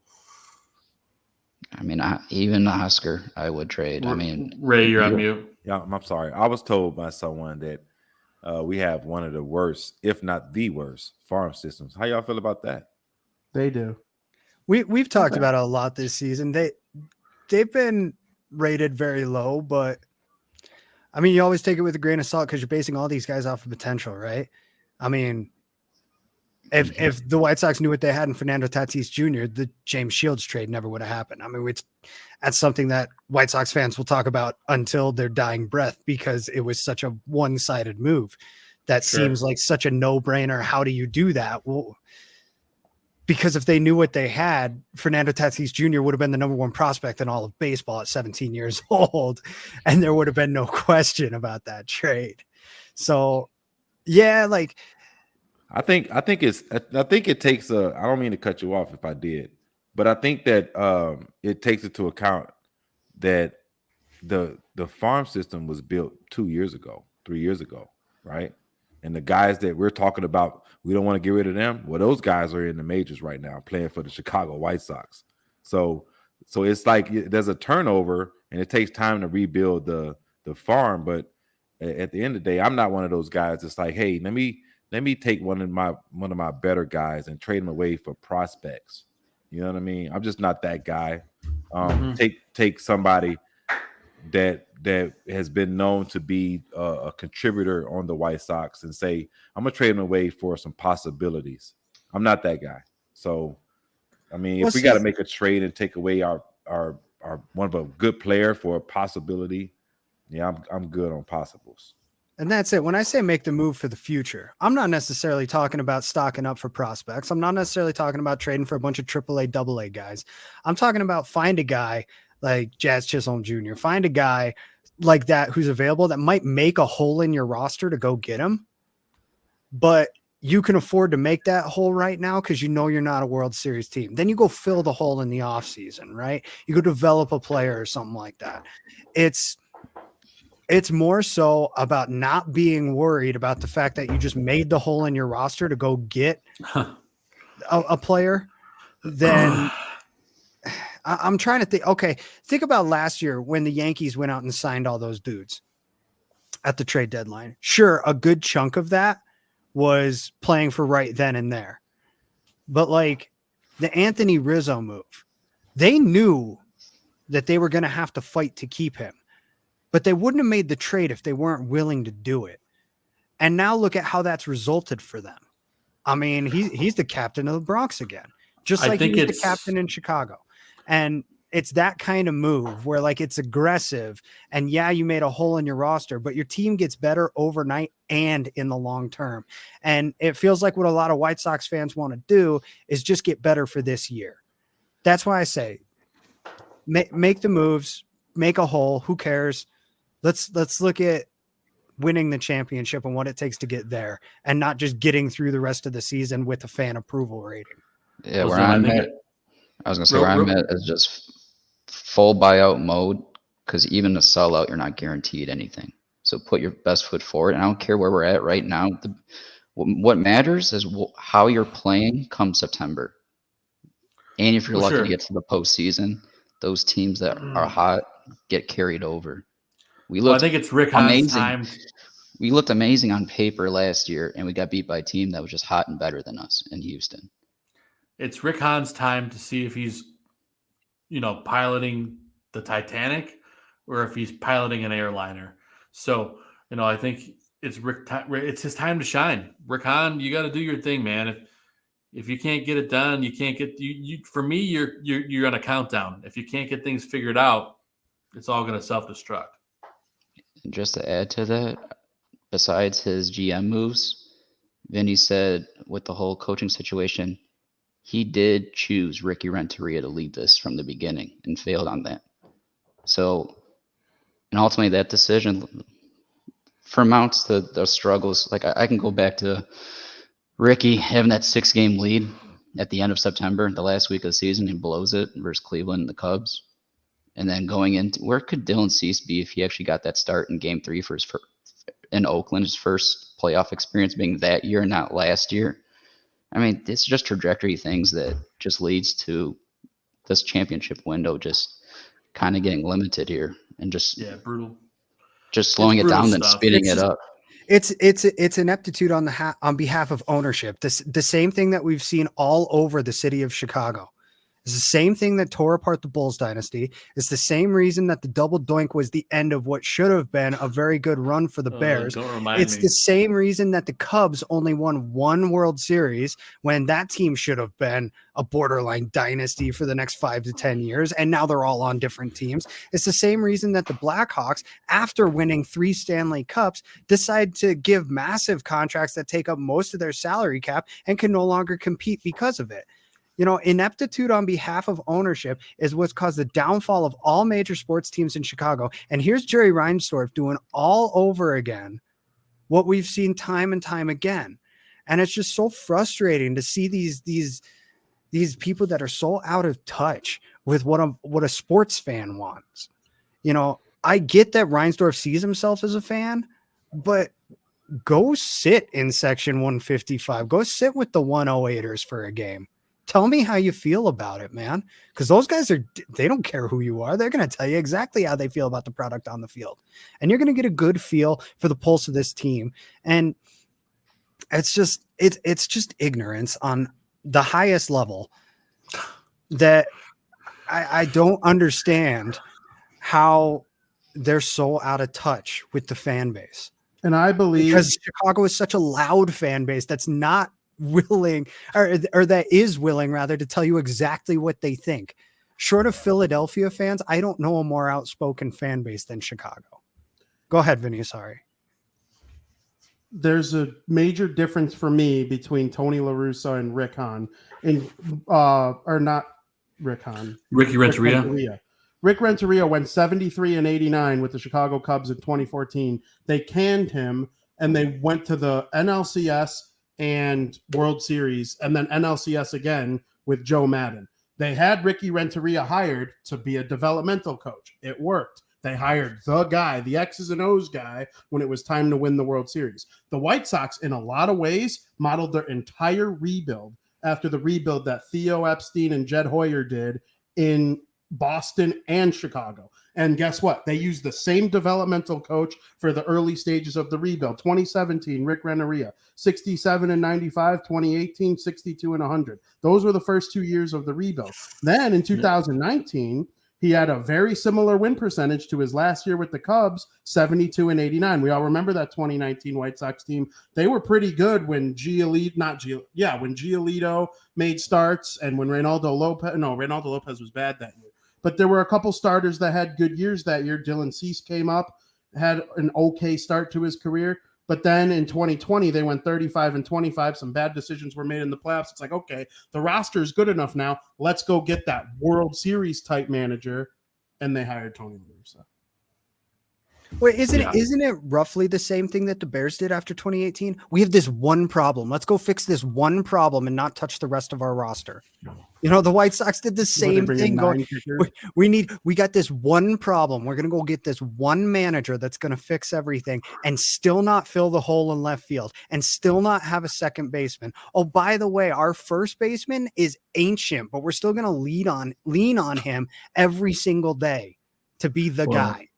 I just want to point out, we're talking about Pito and, you know, Pito doing his thing, and props to Pito, but I did just refer to a 32-year-old first baseman as ancient, by the way. I do want to be clear on ancient, that. Steve. Yeah, that's what I was going to say is I don't think Pito's ancient by any means.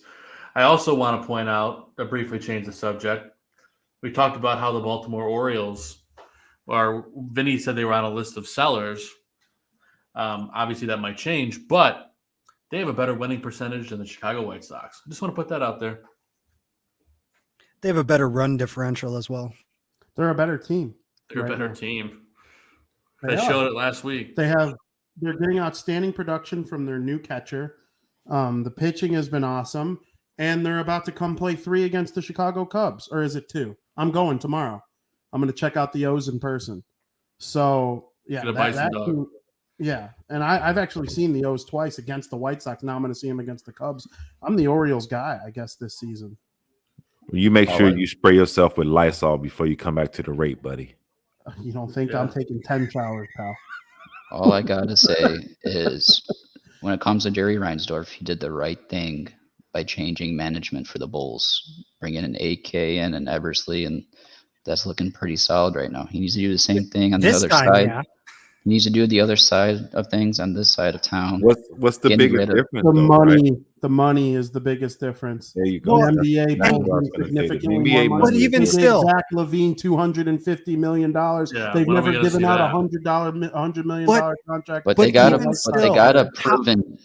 They got a proven GM. And how AK. much pushing and shoving and bitching and shouting did it take from the fan base before he finally got rid of Garpax? He kept Garpax 7-8 years too long. Yeah, 10 years too long. Jesus. But there should be no excuses with Rick Hahn right now. 10 years in, 2 playoffs. 2 playoffs out of it the last 2 years. Again, so as much as it is on Rick Hahn for building the roster, because Rick Hahn did build this roster. His fingerprints are all over it. He didn't get to pick his manager. And until he gets a fair shake with his own manager, no matter how good you think Tony La Russa is, he's not his guy. It's the same reason that Ryan Pace got another shot after John Fox was taken. Right? I know it's a different sport, but Renteria, he got his chance to pick his guy himself in year 3. If he proved himself in year 3, he would have still be the manager. He blew a 6-game lead at the end of the season for the division with his bullpen management. Yeah, he absolutely did. So you can't say, no one can say that Hahn never had his guy. That's wrong. He did. Granted, it was 2 years prior to the start of the rebuild, but that's part of the process for a rebuild. And he gave him the reins to go through with it. Right. He blew it in year 3. The guy for the rebuild. Ricky was the guy for the rebuild. He was not the guy for the chip. Right. I don't care where you're at in the process of that. You knew you were going to fire him. I mean, because he blew it up. We knew Ricky was out before the end of that season. He was nominated for manager of the year after he was fired. Right. Everybody knew. I mean, there were talks at the All-Star break that year of whether Rick Renteria was going to be back the next year, and the Sox were running away with the division at that point. Yeah, I mean, if they got past the first round, you don't think he's coming back? I really don't, honestly. I think his letter was signed in blood. I thought it was signed when he blew that division, but besides that, if he took them past the first round, I think he could have gone further with that team. I do think it's a totally different story if he makes it past the first round. I will give you that. I just want to point out how great of a debate this has been during Guaranteed Take. It's probably the best debate we've had in a while. So good job. We had a lot more time than we normally do. I will point that out. Even to go with that, like in this offseason, I don't think any of us were we satisfied with how the offseason went? No. When you're in a contention, when you're in a championship window and you need some final pieces here to go through with it. Ray, look what the Dodgers did. Look what the Dodgers did. Offseason? What you asking me? Was I satisfied with offseason? Yeah, I was. Because of last year, I wasn't expecting too much coming into this year. I wasn't expecting them to make any splash plays or anything. I was expecting a right fielder, which we got. We got AJ Pollock, right? But the thing about it is, I think a lot of this debate is we forget, like, you could probably go back and count on both hands how many times we play a game fully healthy. Yeah. I mean, that makes a big difference. I don't give a damn. AJ Pollock is not Eloy Jimenez, No. He's definitely not. Exactly. He's not going to give you the same production in left field. You got Gavin Sheets out there. You've had Andrew Vaughn in right field running like it looks like he has like a trailer hooked up to his ass, and he's running to try to catch a foul ball. So you know, it's and he's like, anybody else out there would catch that fucking ball, but not Andrew Vaughn. So you've had that multiple times this year, and so we haven't had an opportunity to see Pollock, except for recently, like the last 3 games, right? Pollock, Robert, and then Loy in outfield, right? With Yohan being healthy, right, and productive, TA, Josh Harrison, Oleori, and Pito, and then whoever the hell is catching, because I don't even expect when he comes back, Jazz to be catching like that. I really don't. I think he's going to be DHing. No. Yeah, I do Yeah, too. I think he's going to be DHing. First base on Sundays, probably. And just because I just want y'all to know something. I'm loving this being on with you guys. I just got to say, Steve has the best name because it fits him. The Raging Sox fan, that is his shit. He's a rager, right? So I'm with that.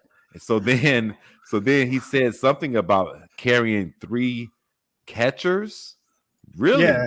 Carry 3 catchers at the end of the year. Catchers. So who you going to send away? You got to send away an infielder now. Who you sending that's out? fine. If I were in charge, you ever see Moneyball, Ray?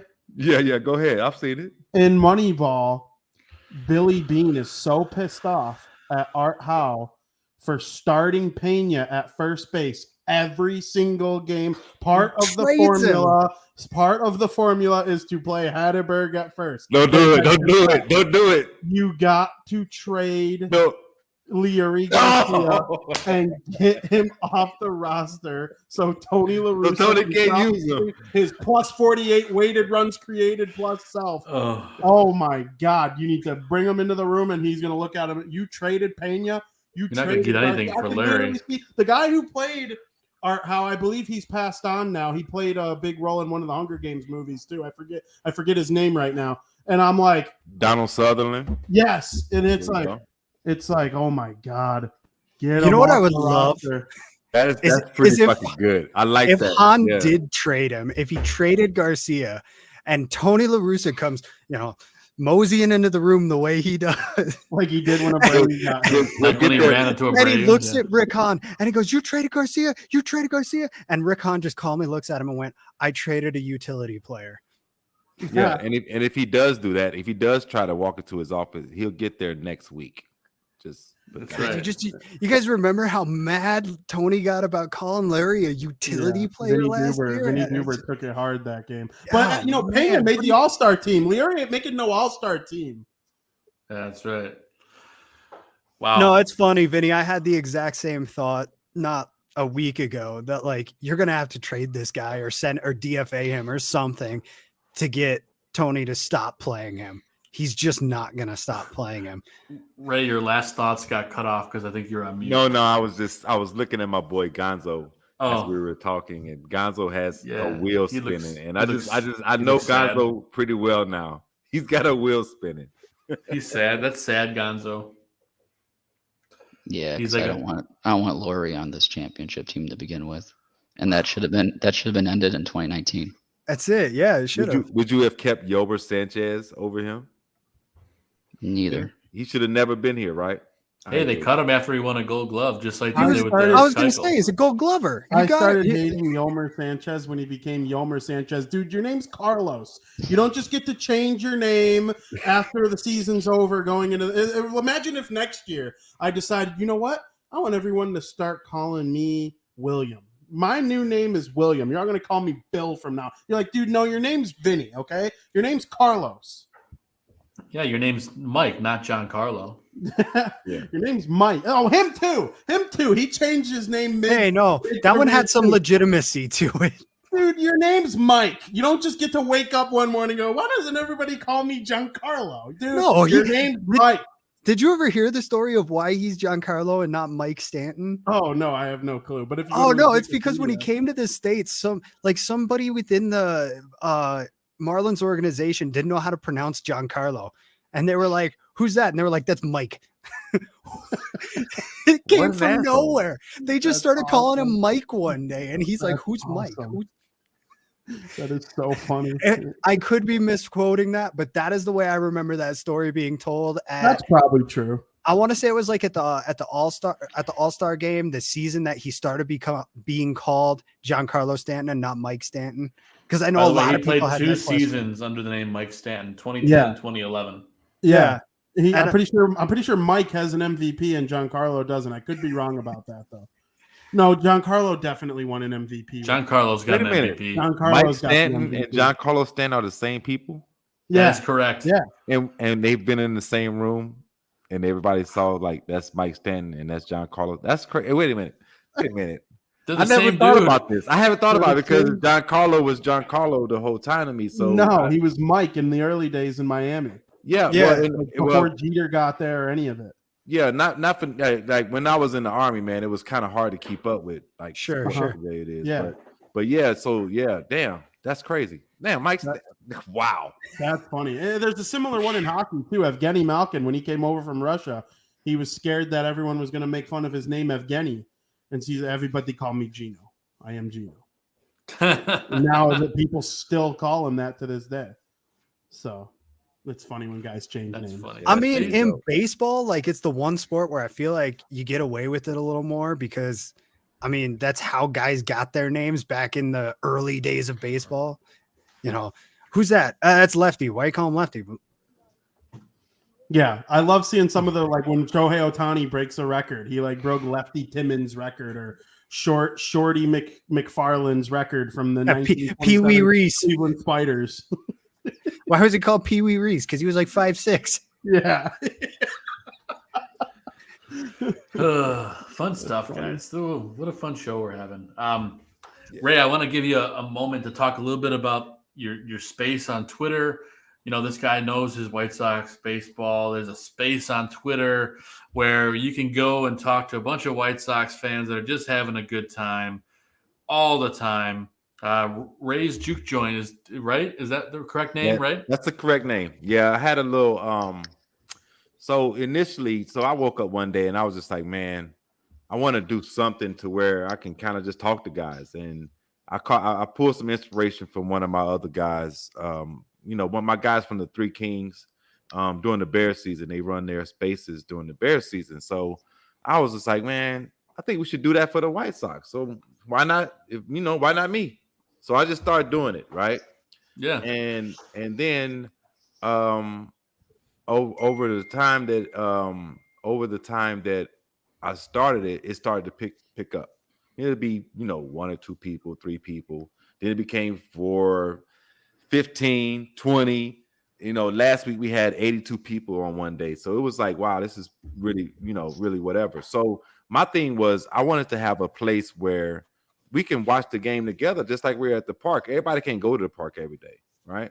So, you sit in the stands. I've had some crazy conversation in the stands at the rate with just people.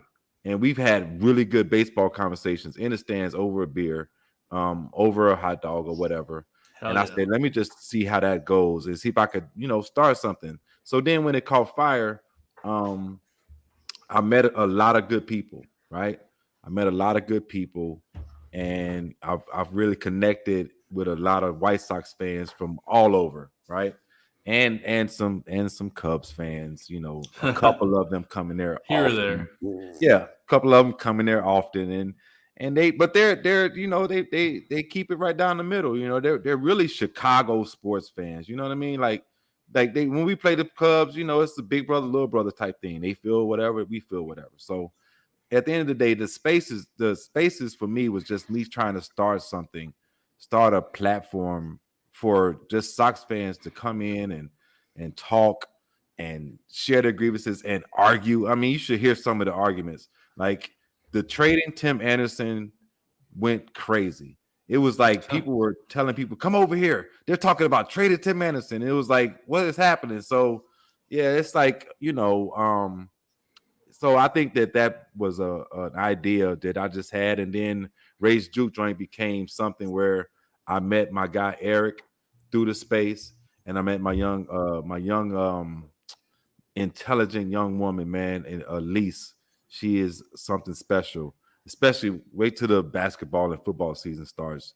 So I met them too, and we kind of hooked up organically and came up with Ray's kind of just because, you know, my name's Ray and our initial spell Ray. So we went with that. And then Juke Joint is just kind of an homage to back in the day where, you know, we would come together where it's not socially acceptable to hang out, but everybody came together and had a good time in a Juke Joint and talked their shit. So I think that's the reason why it fit. So because I want everybody to feel welcome, you know, come in and talk and everything like that. And, you know, I've had Gonzo in there numerous times, and I haven't had in there.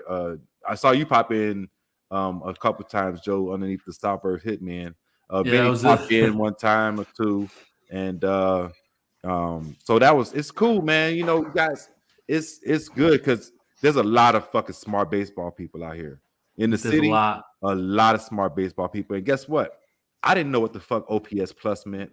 I didn't know what plus WRC meant. I didn't know what a lot of these metrics were before I started the space. Huh?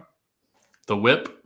I knew whip, but it was a couple of the advanced metrics or the advanced numbers that I didn't understand, but now I do. Now I understand them quite well.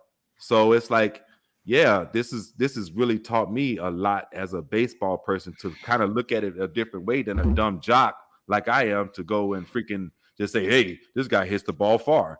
No, how does he hit the ball? What's his exit velo? What's his freaking launch angle? What's his percentage on slugging and so on and so forth? So now you can kind of take what you see on the TV, use the numbers, and kind of just have a full range of baseball knowledge. And that's just why I think that the space is just such a great thing to just to have for Sox fans, because you could come in there and say everybody sucks and nobody's going to jump down your throat. Nobody's going to, you know, we're going to try to ask you why you feel the way you feel, and we're going to talk it out. So it is what it is. That's a cool thing, man. It's a great space. It really is. We have a 5-month-old, my first baby at home, so I tune in there and just I'm listening. You know, I'm you know, a lot of times I'm just sitting there, you know, just listening, and it's great to kind of hear it all out. But maybe towards if the kids ever napping or whatever, I could chirp in a little bit. But it's so much fun. I was tuning in actually as I was doing the prep for this show today, just kind of listening to everybody, and everyone just wants to make fun of each other. I heard that a little bit. That was funny. So you know, there's a lot of good guys and gals in there. Yeah, we got a regular crew of people. So imagine your local bar, right? Exactly. And you got your regulars who come in every day. You know, they come in, they talk their stuff. We sit around the bar and we just talk. That's kind of what it is. Like the regulars come in and they just have a good time talking White Sox, and they get angry and they get upset. They argue. It's a couple. There's a couple people that have gotten to know each other really well, and you know, it's a weird place, man. I want more people to come because you really learn a lot, but you also have a good time because it's pretty. Vinny's favorite Italian bowl that was in there recently too. Oh, that's Vinny. Why is that one of your guys? Tell me why, because I just want to know. He's absolutely not one of my guys. I triple dog dared him to come on my show and say everything he says to me on Twitter right to my face. Oh, one of those. Okay, well, Bull gets a mic often, right? And I love Bull. Bull is the Italian Bull is he's what's the word? He's opinionated, not to say the least. Say it again. He's very opinionated, to say the least. Opinionated, but it's erotic, not erotic. Erratic. Erratic. It's erratic. It's a very erratic thought process that my man employs. And but at the same time, sometimes he'll drop a jewel and you'd be like, oh, what was that? And then he'll explain it. You'll be like, okay, you know what I'm saying? So now I like Bull, but if he talking shit on Twitter to you, Vinny, I feel you. I mean, no, my only problem with him is when he talks shit, he discredits your opinion or says, like, for example, me and Gonzo, we don't agree on. We actually agree on a fair amount when it comes to the White Sox. Really, the only thing we disagree with is Tony La Russa's management. I mean, what else do we really disagree with? We both think they need more outfielders. We both think the pitching needs to be better. We're both pretty aligned with Dylan Cease and laughing at the Cubs for trading that guy away. Like, there's really not much we disagree about. Now, imagine when me and Gonzo disagree about Tony La Russa, I came on here and said, well, you know what, Gonzo? You have no business coming on this show and giving your opinion because you're worthless. Like your opinion means not like your content is trash. That's what that guy does. So yeah. And that kind of stuff I don't tolerate in the space. And I told my guys, my other co-hosts, we don't allow people to say, you might say that I think that's dumb. But that's not disagreeing. That's not discrediting what you say. You just say you don't agree with it. It's dumb. That's fine. Right. Yeah. It's if you feel what I say is dumb, then okay, fine. But that's not. I'm not taking that as you disagree with me. But if I say that your whole fucking thought process is absolute garbage, I'll piss on it in the street like a fucking whatever. You know what I mean? Like that's different than just having a disagreement or argument over how TLR manages. Yeah. And if you think about it. We all root for laundry, okay? Gonzo is not rooting for Tony La Russa. He's rooting for the White Sox manager. I'm not rooting for Jose Abreu. I'm rooting for the White Sox first baseman. We're all rooting for that laundry to hoist the commissioner's trophy at the end of the year. So in a way, whenever someone talks shit or talks negative about their favorite team, everybody else is hoping that they're wrong because they want their team to win.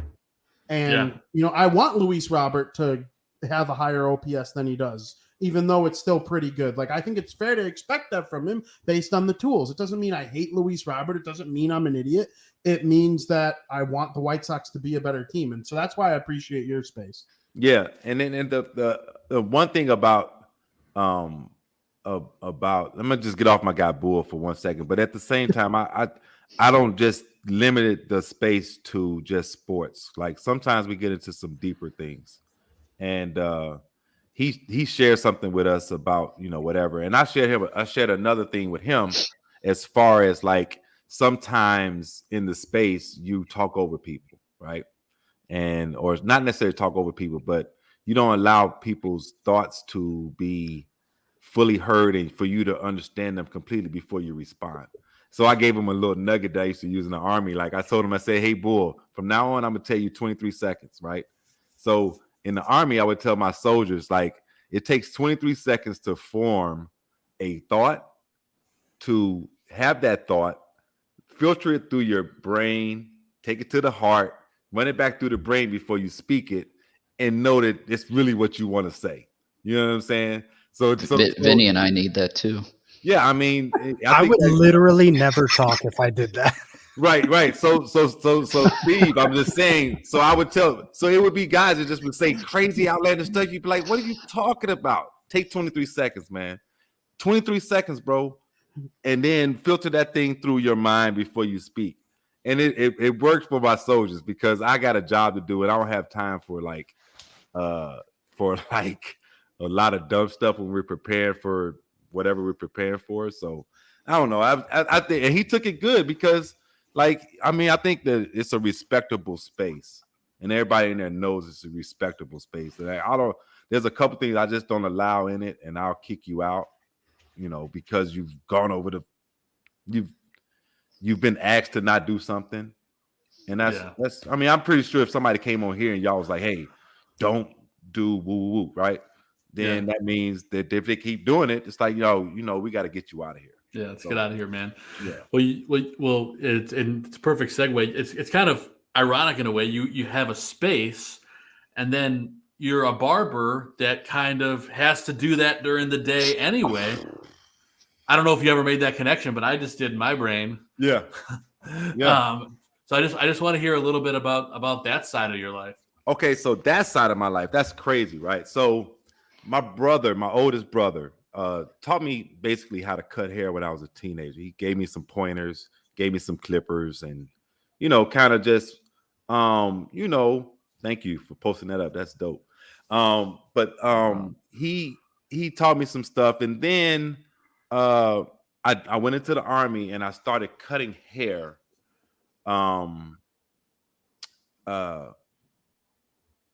Just doing soldier cuts, and I got good at it. I got really, really good at fades. I got really good at other little things, but military style cuts, right? So then over the years, I was in the Army for 20 years. Thank you for your service, man.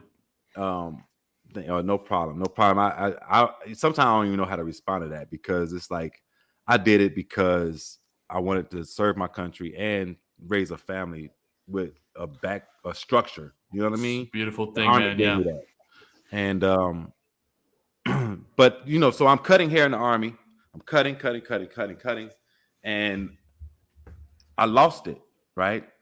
So over the years, if you have a talent, right, if you don't cultivate it, you lose it, right? Yeah. So I wasn't cutting as much as I got older, and I was going to the end of my retirement years. And when I say retirement years, I'm at the back end of my service time. Sure. I'm like 15, 16 years in. I'm not cutting hair like that no more. I'm sitting in the office I was an instructor. I was a teacher at Fort Jackson for mechanic school. So long story short, I got out. I was a service manager at Cadillac. I was a operations manager for a garbage company. I was a route manager for a garbage company. I sold insurance for Aflac, and I sold insurance for State Farm. None of those things. Right. So yeah, none of those things gave me what I was looking for. Right. So you deal with PTSD. The way that I was going through my PTSD, I had to find some joy in my life. I had to find something that I could embrace as me, and it wasn't working a 9 to 5. It wasn't working a corporate job or shit.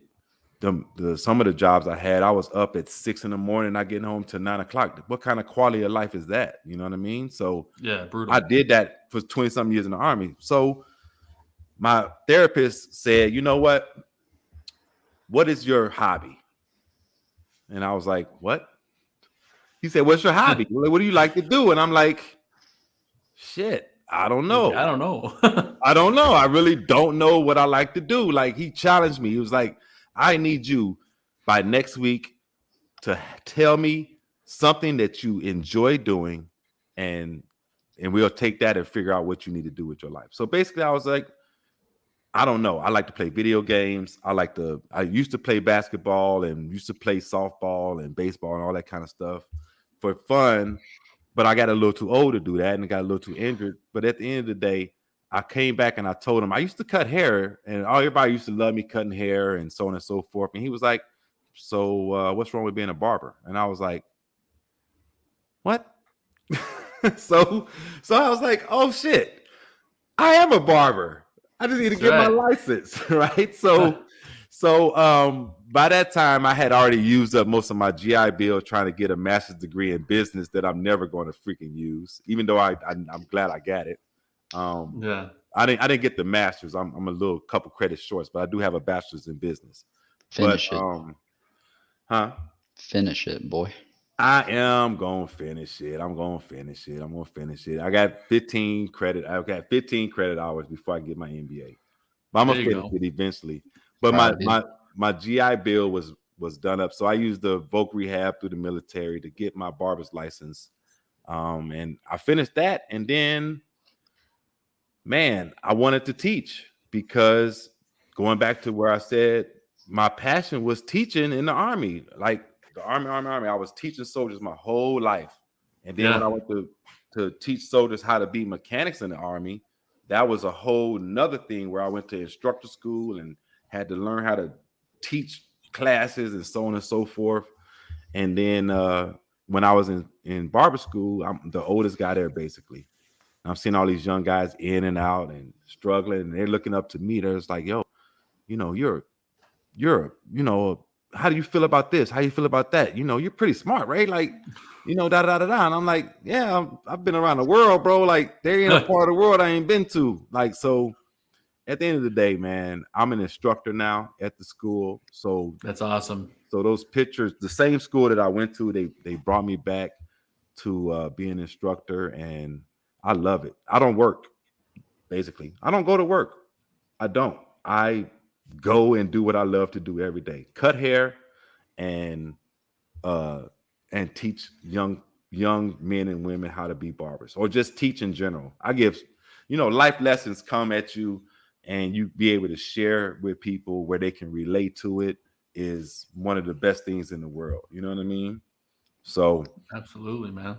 Yeah, that's it. So that's the barbering side. The barbering side is just like so crazy because when you get somebody out your chair or you give them that, and that young man right there you're showing, that kid is special to me. He's headed off to college. I cut his hair Friday for the last time before he head off to college the next day. Oh, wow. Yeah, that kid is awesome. He's a swimmer.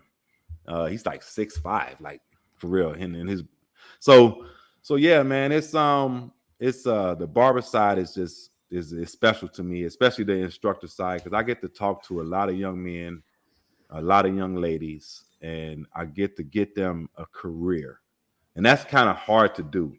To say that you help somebody find a career, find a passion or find a love for something that they signed up for and maybe they didn't know they could be good at, but you help them get there.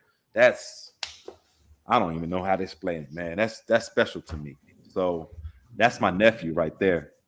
That's my nephew. So my nephew, that young man right there, man, he's special. I'm kind of happy to see his face right there, but I cut his hair way down.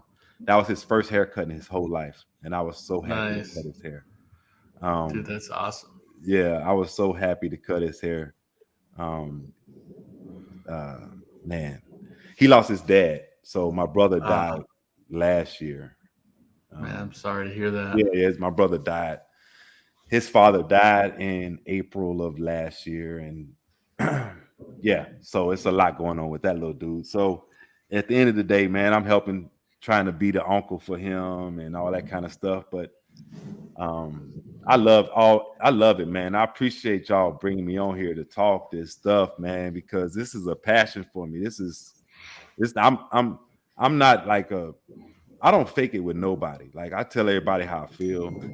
I tell everyone how I'm an open book, basically. I don't have any kind of ego or anything like that. I want to see everybody succeed, man. That's why I'm always like supportive of everybody. Like I told Gonzo, like before we even start talking, like man, I watch y'all shit all the time. You know what I mean? Because y'all from Chicago. Y'all some Chicago dudes who got together, right? The barroom guys got together. They made the bar room. You guys got on there, started the South Burb Hitmen. I watched, all these different broadcasts. My Three Kings guys, my BGR guys, Bad Guy Radio, Coach T for the Bears. I watch him all the time. That's my guy. 3 Point Stance podcast. All these guys, I shout them out. I retweet them because for me, if you take the time out of your day to go to work, right? And then you leave work and then you go into something else that you're passionate about, i.e. sports, i.e. freaking playing fucking darts. Who fucking cares? If you leave a job and then you go do something you're passionate about, that means you have a balance, right? And everybody doesn't have that. And the ones that have that balance and they go do something they love to do, like you guys, and make a product and put it on the internet and say this is what we do as far as our fandom is concerned, it's hats off. And you guys are inspiration to me, and all the other people that I just named are inspiration to me, because I want to do something myself in this vein. And I'm on my way with my boy Eric and my release. So, but yeah, man, y'all some real good dudes, man. And for me, it's just a pleasure to just be myself, because that's all I can be. I can't be nobody else. It's too much energy to try to be something. You know what I mean? It's infectious, man. I'll tell you that, having you on and talking with you. If you haven't been to Ray's Juke Joint on the Twitter space, make sure you get in there. There's a lot of people in there during and after a game. Heck, there's people in there now, and the game's been over. Yeah, they're in there now. An hour. Who knows what they're talking about right now? Because it gets crazy after hours. They're doing some play-by-play of this episode right now. No, I have no idea. They possibly are. But no, it's really inspirational, man. So we appreciate you coming on. We always have a little bit of fun to end the episode, and we always do like a really lighthearted little thing that I come up with. And today I had to, since we had you on the show, I had to figure we do a little round table, and I'd ask the guys their most embarrassing hairstyle that they've ever had over the course of their life. I love it. And do it. I bet Gonzo had a mullet. I hope he did. I would love He to see did. that. He definitely had a mullet. Gonzo, Go ahead. a I'm mullet? sorry. I'm gonna wait until it gets to my turn. See, well, I've had some interesting hairstyles over the course of time, but I'll lead things off here because I should. Why not? I had the frosted tips for a hot while back in high school. Not so much like Guy Fieri. It was a little bit more like the Lance Bass look here. Oh no, that's back when I had a little bit more hair and it was cool. This was like 2002 or 2003, but unfortunately for me, I did rock the frosted tips for a hot minute. And they put soap cap on you. They did, and they pull your hair through the little cap. And, yeah, the little caps. Yeah, Is that still a thing? Do people still do that? It's definitely a thing. Some people still get it, and then that is the way to do it. Yes, and I cannot see you with the spiky. Well, I don't have much left anymore, Ray. Right, but at the same time, even then, with your facial structure, that's weird to me because we look at that. It was weird. Yeah, we look at facial features and facial structures and try to recommend like. So I'd have been like, hey Joe, guess what, man? I know you think that's not for you. Might be whatever, but I mean, let me see. You're not that guy. I look a little different back in high school, but okay. Still, I don't. Yeah, think we all did. I had hair. So, Travis in the chat room says, "I'll never go to Great Clips again. Went there at a last-minute resort and left with basically a reverse mullet." Oh no, Travis!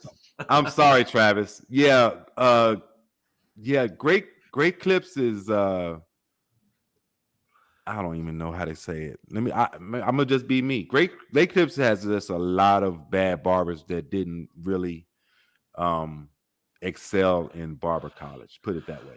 I believe that. Vinny, did you ever have an embarrassing hairstyle you'd like to talk about? Yeah, my hair sucks. It's like I have a lot of it.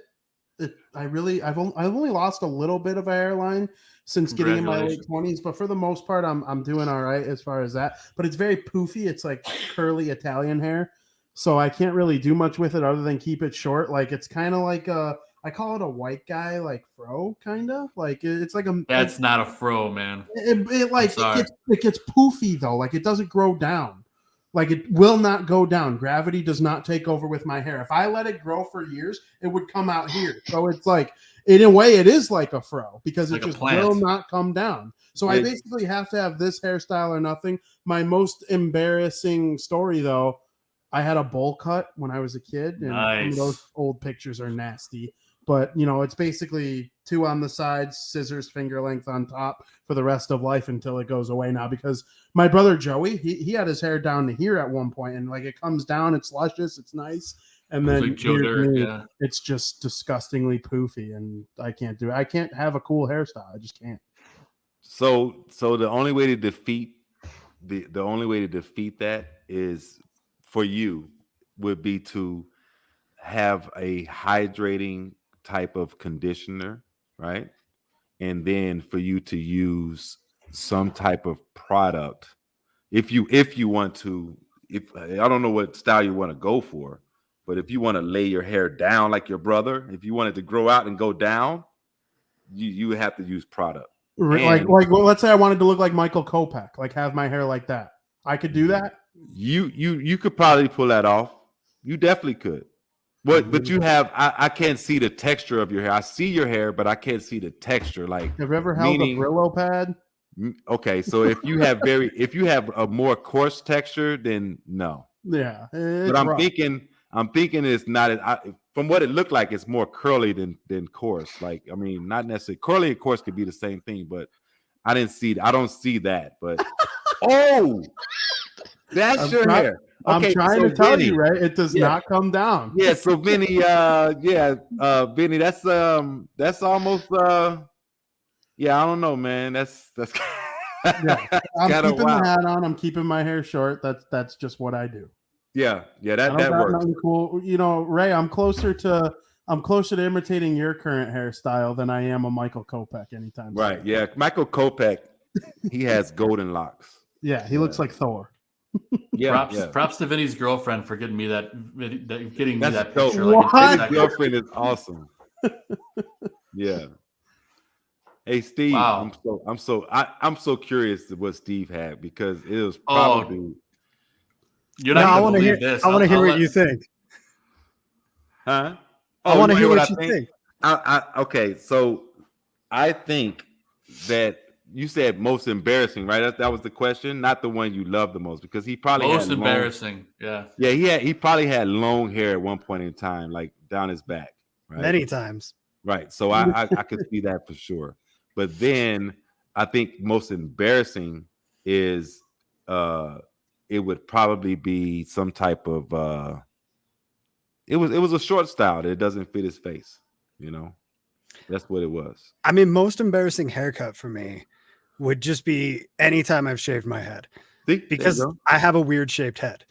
And I mean, some people have nice round domes that like are great for shape. Not me.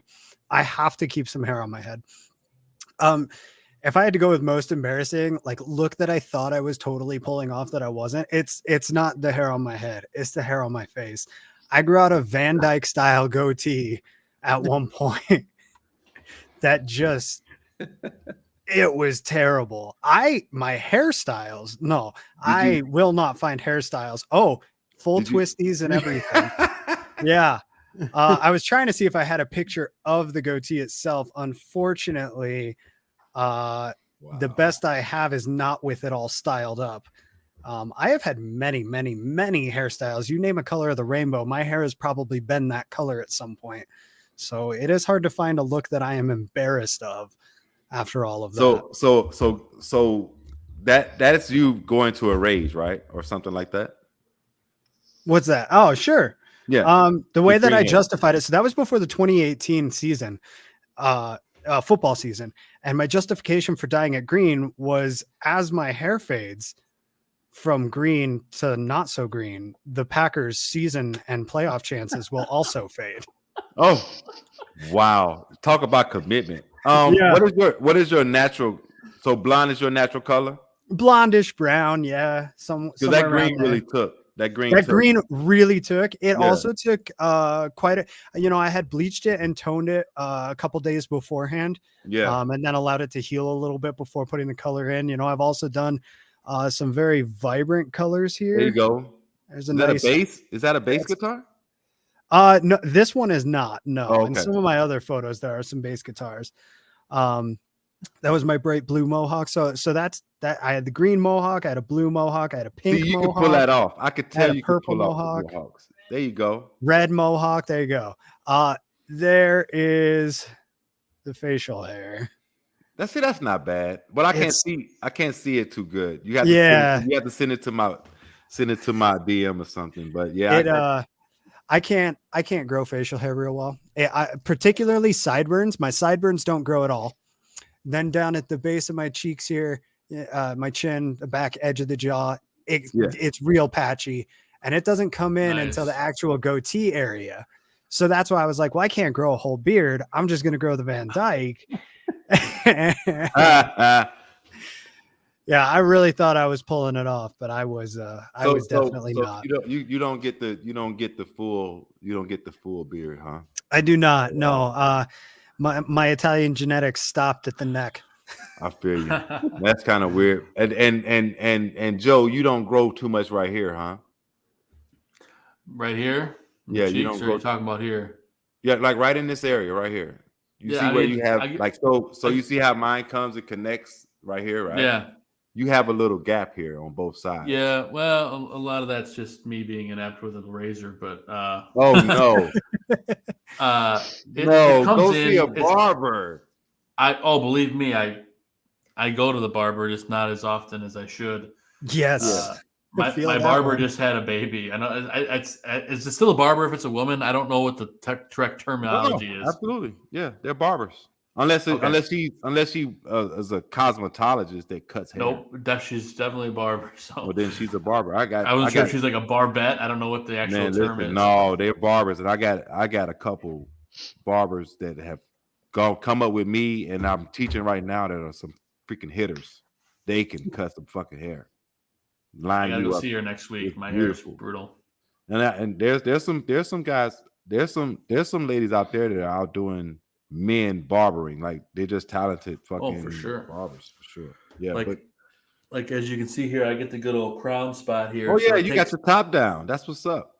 So it takes a special barber to make it look like it's not balding. Yeah, that your best style probably, honestly, if it depends on you. Are you married, Joe? I am. Yes, I am. What does your wife say? Does she want you to keep your hair? Yeah. Yeah. Okay. Then you have to. Does she like it low or does she wants it long? I usually keep it low. I'm trying to find a good like shot. How low? Like faded low? I do like a one on the side and kind of fade into the.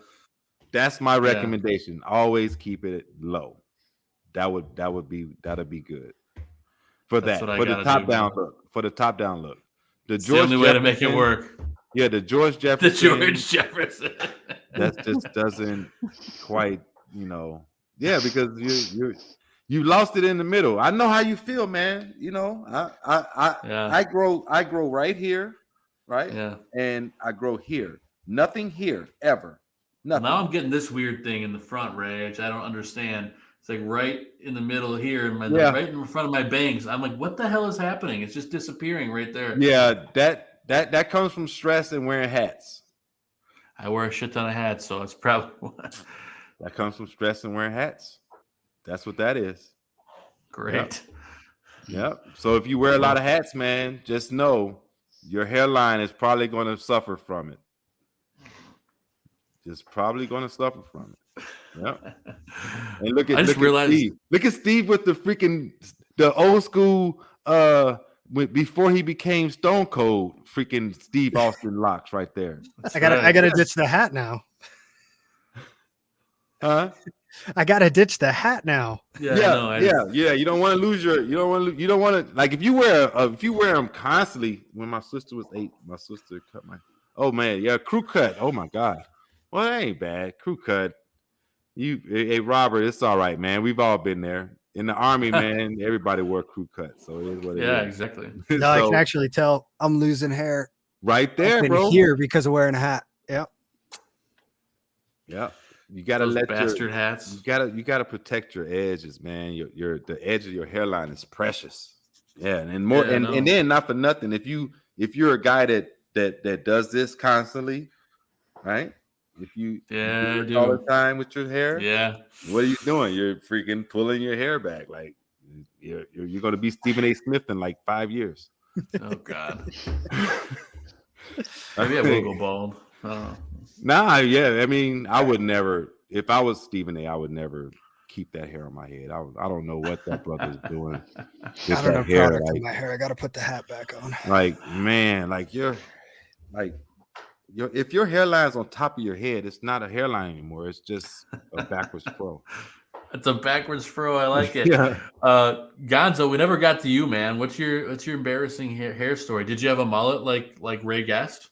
No, I never had a mullet. Tell the truth, Gonzo. That hill. Maybe I should have just to play. Yeah, you should grow a mullet now. I can't. There's no way with my hairline receding. Oh no! Yeah, you can't pull a mullet off. You look like Andrew Vaughn. You still could. Dude. It would just be more of a Dog the Bounty Hunter style. Now I have to go with the fade. Now out here I have to go with a fade to. Yeah.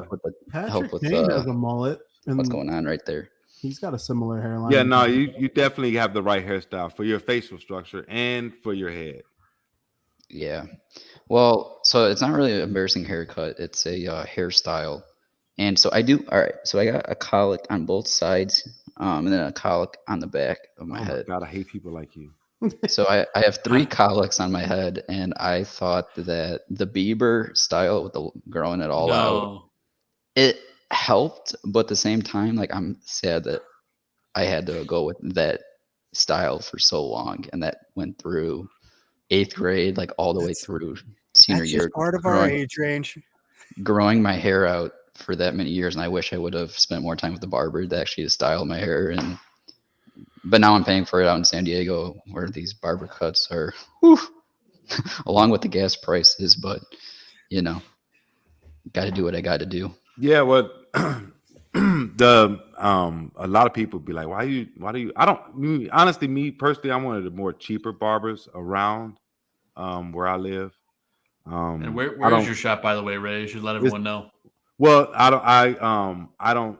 I'm at the school now. I'm at the school now. I'm at Denmark College. Very cool. On US 30 in Maryville. So if you ever come out there and just, I'm finally going to meet my arch nemesis, Junior, this week right here. I've met a lot of people from Twitter. I've cut a lot of people from Twitter's hair and their children's hair. So that's pretty freaking dope.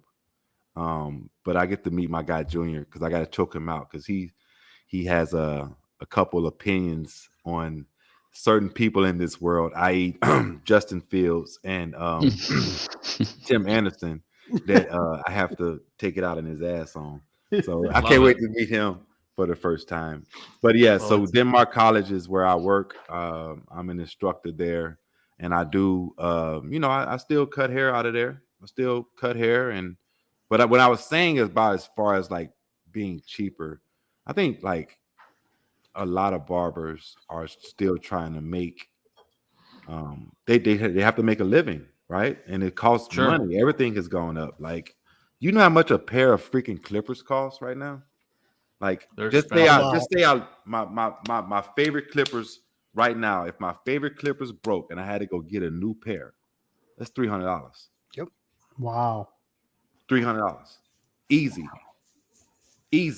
Well, then you got to get the spray and you got to get the cooling spray, all of that, right? So that's crazy. And then if you got top of the line liners, those are freaking $180, $200. Okay, so I mean, Travis just said his last haircut he paid for was $60, right? So, barbers, their time is their money, right? Sure. And they have to, if they're a popular barber, they have to fit people in, right?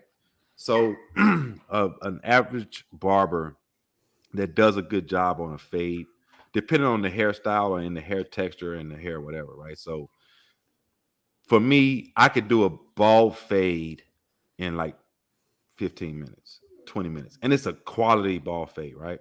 That's my average haircut time right there. You nailed it, Ray.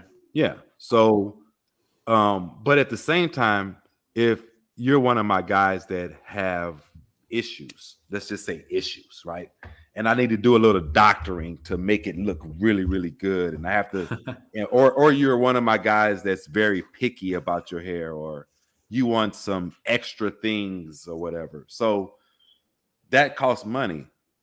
Like if I have to put enhancements in, that costs me money. It's going to cost you money for me to use it on you. You know what I'm saying? Definitely. Yeah. If you want razor sharp lines on your face and everything like that, if I got to put a razor to your face, that takes away from my time. I have to hush, boy. Definitely. So we kind of just increased the money.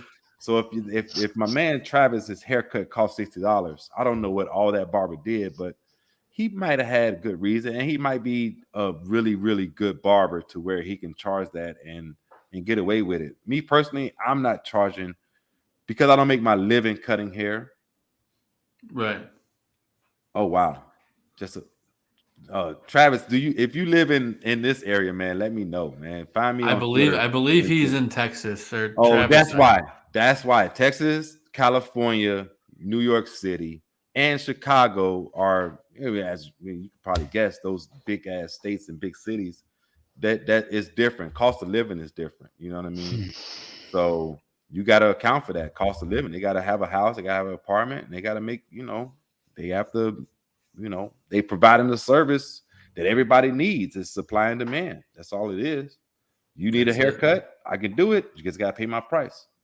If you don't want to pay my price, go to somebody that's cheaper, like Great Cuts, and then you'd be upset. Exactly, man. That's what it's all about. Man, Ray, I can't tell you how fun this whole thing is. Go ahead, Zim. That's why I do it myself. There you go. There you go, Steve. You know, and that's also why I know do. how much a pair of clippers costs. they're expensive. Gee whiz. Clippers are expensive. Yeah. But it's been such a fun show tonight, guys. I still can't believe it's been 2.5 hours. It surely doesn't feel like it. Damn, it has been 2.5 hours. It's nuts. It doesn't feel like it. I want to take this opportunity before we wrap things up to plug next week because we have a monster huge guest coming on the show. Jake Berger is going to be on the show next week with us on South Burbs Hitmen with his beautiful fiance, Ashlyn Carmela. They're expecting a little baby boy. Going to be fun to have those both on next week. So 8 p.m. Central Time, same place. Going to be a huge show. We cannot wait for that. But I tell you what, though, I've had so much fun on this show, I don't want it to end. Unfortunately, it has to end at some point, though. But I do got a point tomorrow on the Barroom Network. We have Dan and Aldo bare their souls. Aldo on vacation. The Tooch is going to be filling in for Aldo. So Tooch and Dan, they're going to be talking about a variety of things. I reached out to Tooch to find out specifically what. They're going to be talking streaming TV, Bears rookies, Bears roster, and then NFL overs and unders. So that's going to be a fun show. Don't miss that tomorrow night, 8 p.m. Central, here on the Barroom Network. But now it's time for us to do some shout-outs before we get out of here. It's been a dynamite show. Ray, we'll let you go first, man. If you got any shout-outs or anything you want to wrap up. And first off, you can make sure you follow Ray at S_K_Powell or Ray_Junior the Barber on Instagram. What else you got, Ray? Anything for shout-outs? Yeah, just a shout out to my people that come to the spaces, my regulars. You know what I mean? Those guys have really given me life, right? That's one shout out. That's more of the sports side. But on life side, my queen, my wife, she's been so supportive of everything that I'm trying to do and have done over the last couple of years. So shout out to my wife. She has just been my queen, my rock, my everything. So that's it. And my kids, my daughters, no problem. I hope to see you when you come to Illinois. My daughters, so I raised my girls to be sports girls, and they are. And my child is probably going to come up and be heavily involved in the sports world, in the business side. And I'm excited to see where she goes with it because that's awesome. Yeah, she's killing it in college right now. And I'm pretty sure she's going to come up and do something big in sports. And then my other daughter is just, I don't even know how to explain my oldest child. She's the best. So I just shout out my kids, my wife, and then everybody in the spaces, man, and they're my guys, the Three Kings, Bad Guys Radio, Coach T, 3 Point Stands. If I forgot anybody, I don't mean to forget him. Oh, my man's Bull Central. That's my man, CEO Hayes. I got to shout him out. That's my guy. And just it, man. I'm out of here. I'm gonna stop talking. I like to ramble. I like to talk. I love words. So that's just me. Well, we appreciate having you on, Ray. It's been an absolute blast. Rest of shout outs. Chris Gonzalez, we'll let you go next, buddy. Yeah, first one is going to be Sean Sierra for having me on this morning on his show, Sean and Mine in the Morning. Again, that was 35 minutes. That was a blast. Went by really quickly, and I can't wait to go back on again with them and have him on here again too. My next shout out is going to be the man above me, Mr. Ray the Barber. Absolutely. I want to shout out his barbershop and also the spaces. Not only him, but I got to shout out Elise. I'm not sure if she's still watching, but Elise, Eric, Mac, and I know me and Justin are going crazy in there almost every other night. But yeah, everybody included there. I appreciate going in there, and they're doing a lot of good stuff. And Ray, again, was spectacular tonight on the show. I'm sure we'll have him again in the future. And then I got to shout out Joe, Vinnie, and Zim for holding the fort down for the past 2 weeks that I've been doing my thing in my crazy career out here. But the good news is I'm here for the rest of the season. Hoorah. My schedule has finally panned out here, and I'm good Love to go it. for, unless I get drafted on a double or something, but I should be good to go on my Monday nights. But other than that, I got to shout out my girlfriend Soraya, who is currently, she was supposed to be on the road to head out here to move out here, but she had a coolant issue in Illinois traveling from Indiana. So hopefully she gets back on the road tomorrow. Hopefully that gets resolved. I might have to put that on the Discover. But yeah, she's got a good 3 to 4 day trip to get out here to San Diego. She's traveling with her mom, so that'd be a nice Safe little travels. girl. That's a nice girl trip on the road, and then she gets out here and we get to put this place together finally. There's some boxes on the ground there that I need to go through for our mattress, but yeah, I get There you go, baby. this It's whole good one stuff. bedroom $2,400 shit show of a San Diego price that we have There to deal you go. with. Congratulations, Gonzo. Yeah, man. You gotta you're moving and grooving, baby. That's good stuff. I'm slowly putting my life together out here. This week's been a crazy week for me in the work side of it. A lot of things fell apart the last second. I thought I had some like work accomplishments firsts of my career that fell together, but it is what it is. Unfortunately, I'm in the job that we fail every day. Just the type of work that I have to do, but I have to do my best to stay on top of it and keep pushing, keep with my patience, and I'll get my victories as they come. Yes, you will, man. But that and things will be a lot better when I'm in here. I get to pull off my stress from my day job and watch the White Sox and talk White Sox with you guys. This is another passion of mine that I love doing. And I'm just hoping that these White Sox pull together here as they should be capable of doing. I think we all are. It makes our life a lot easier when we have to talk about the good stuff and not me and Vinny at each other's throats over the negativity of this BS. Basically. Also, my last shout out is going to be, I'm going to give it to Vinny again, just because I'm looking forward to later in the week with his Blackhawks talk, a lot of good stuff in the hockey world coming up, and he gets to talk about that, and I'm going to definitely tune in for that. And Travis here, you'll get my last shout out. Yeah, don't complain, my friend. Yeah, all of our loyal listeners, from some of them that jumped on this morning with Sean and Maya and everyone that tunes in every week. We love it. We loved our loyal listeners. We do it for y'all. That's what it's all about, man. Yeah, appreciate it, Gonzo. Steven Zim Zimmerman, you're up next on the shout out train. What do you got? I don't know, man. I got a blank mind right now. It's past my bedtime. I know we've gone long. We're almost done, I promise. No, it's all good. Just thank you, Ray, for coming on. It's been awesome. I think I'd love to have you on. I think I speak for everybody when I say that. You're welcome back whenever you want. Looking Absolutely. very forward to having Jake Berger on next week. I've mentioned I joined a little softball league this summer. I play third base. I also have a son, so we're practically the same guy. I think we're going to get along pretty well next week. And you guys look very similar, you and Jay. Yeah. Well, practically the same height, so. You've got more hair than him. Well, I guess. So does Ray. Right.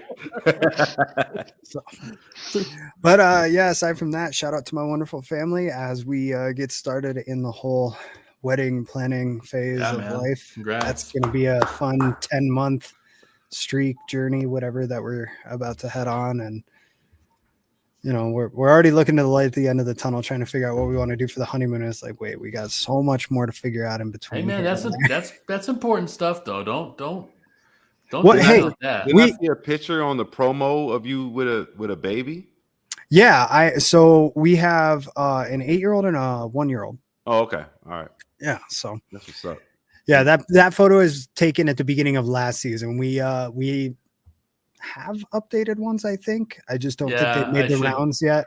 I should plug it in whenever you send it to me. Yeah. It is what it is. Yeah. It's been a very busy year as he has as this White Sox season has gone on, he's gone from being barely mobile to crawling to walking to he is all over the place now. He is asleep at the moment. So thank goodness for that. For now. So, that is about all I have this week. Excellent. Good stuff, Zim. Appreciate it, bud. Vinnie Parise, you're next up on the list, my friend. I always start off with my girlfriend, Caitlin. Very much happy to have her around. She sent a great photo. I was going to say that. Always keeping me on my toes, sending outrageous pictures of me with my hair to Joe Mandel, knowing he'll put him on the screen and make me look like a clown, which I appreciate very much. I'm actually surprised she took that one. That's like the 69th ugliest kid picture of me. Like there are way funnier ones. So she actually did me a favor by choosing that one. Maybe by next week I'll be eating those words. Jake Berger will be seeing some ugly pictures of me. I'll also shout out Mom, Dad, Joey, obviously my family support system there. Love you guys very much. I'm going to give a special shout out this week to Mr. Frank Mueller. Mr. Frank Mueller himself threw what was an incredible 2022 third annual bags tournament.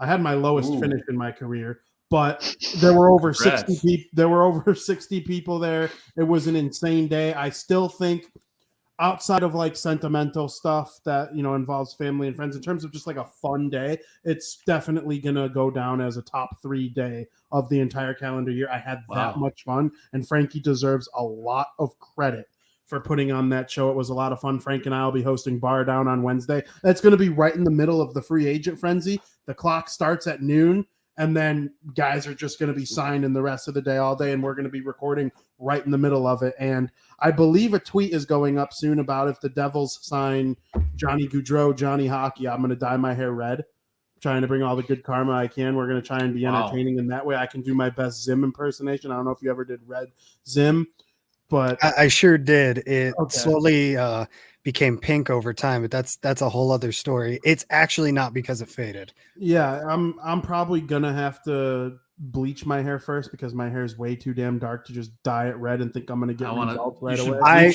You should cross your tips, Vinny. No, thank you. Bleach it, tone it, make sure it's healthy. Red is a very large color pigment, and it's very difficult to get to stay in your hair. Well, if it only stays for a picture, I'd be probably okay with it. Yeah, then they just get a spray. Just get a spray. Yeah. Don't even think about doing an actual color treatment. No. All right. I'll take that word from the barber himself. Especially if your hair's already like a Brillo pad. Yeah, exactly. Yeah. So, I'll shout out everyone here too individually. Ray, thank you so much for coming on. Thank you for your service. Thank you for hosting the spaces, everything that you do, the barber. I'm going to come get a fresh cut one of these days. I'll have one of the professionals do it. Gonzo, very much congratulations to you on the new place, and excited to see what it looks like when everything's all wrapped up and moved in. Zim, very excited to hear the news about your future matrimony. That's going to be a lot of fun to hear about and, see what's going on with you. That's great stuff. Very much congrats to you. And Joseph Mandel, I can't thank you enough for taking Joey and I to the White Sox game last week. No problem, man. They had a tough loss because of the Joe Mandel curse. We're not going to talk about the Joe Mandel curse. It's brutal. But because I believe I've been to like 7 or 8 games this year. Somehow the dog crap White Sox team, I think I'm 8-2. Last year, 93 win White Sox team, I went to like 30 something games. I was under 500 and it wasn't close. So it's just weird. I need to go to more games this year. I guess. Yeah, I don't want to talk about my record at games. But Joe, thank you enough. I can't thank you enough, and that was a lot of fun. I can't wait till we get to pay it forward with you later in the season. It's going to be a lot of fun. Yes. So, guys, great show.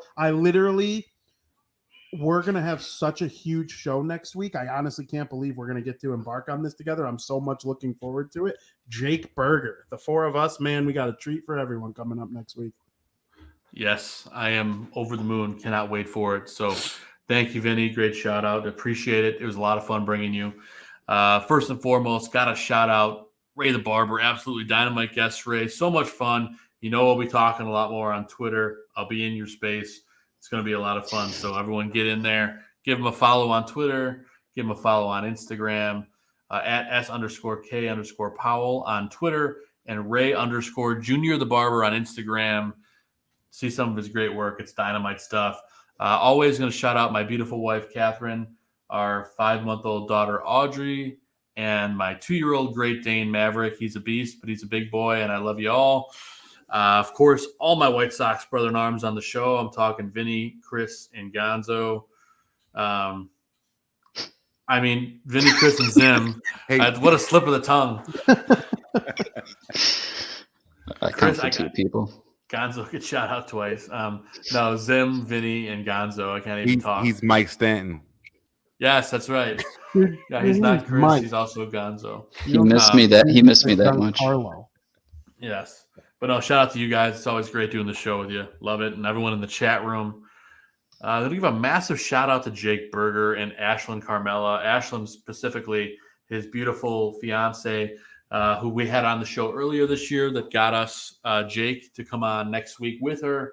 So I certainly cannot wait for that. And it's going to be definitely a huge show for us. So stay tuned for that. It's going to be a ton of fun. We hit the finish line, boys. We got all the way to the end. It's time to get out of here. Ray, I cannot thank you enough for giving us over 2.5 hours of your time, man. I didn't expect it to go this long, but it certainly doesn't feel like it's been 2 hours and 45 minutes. So, Ray, I cannot thank you enough, man. Thank you. No problem. No problem. It was a pleasure. Thank you so much for having me. No problem. I'll type it in here. Never mind. No, go for it.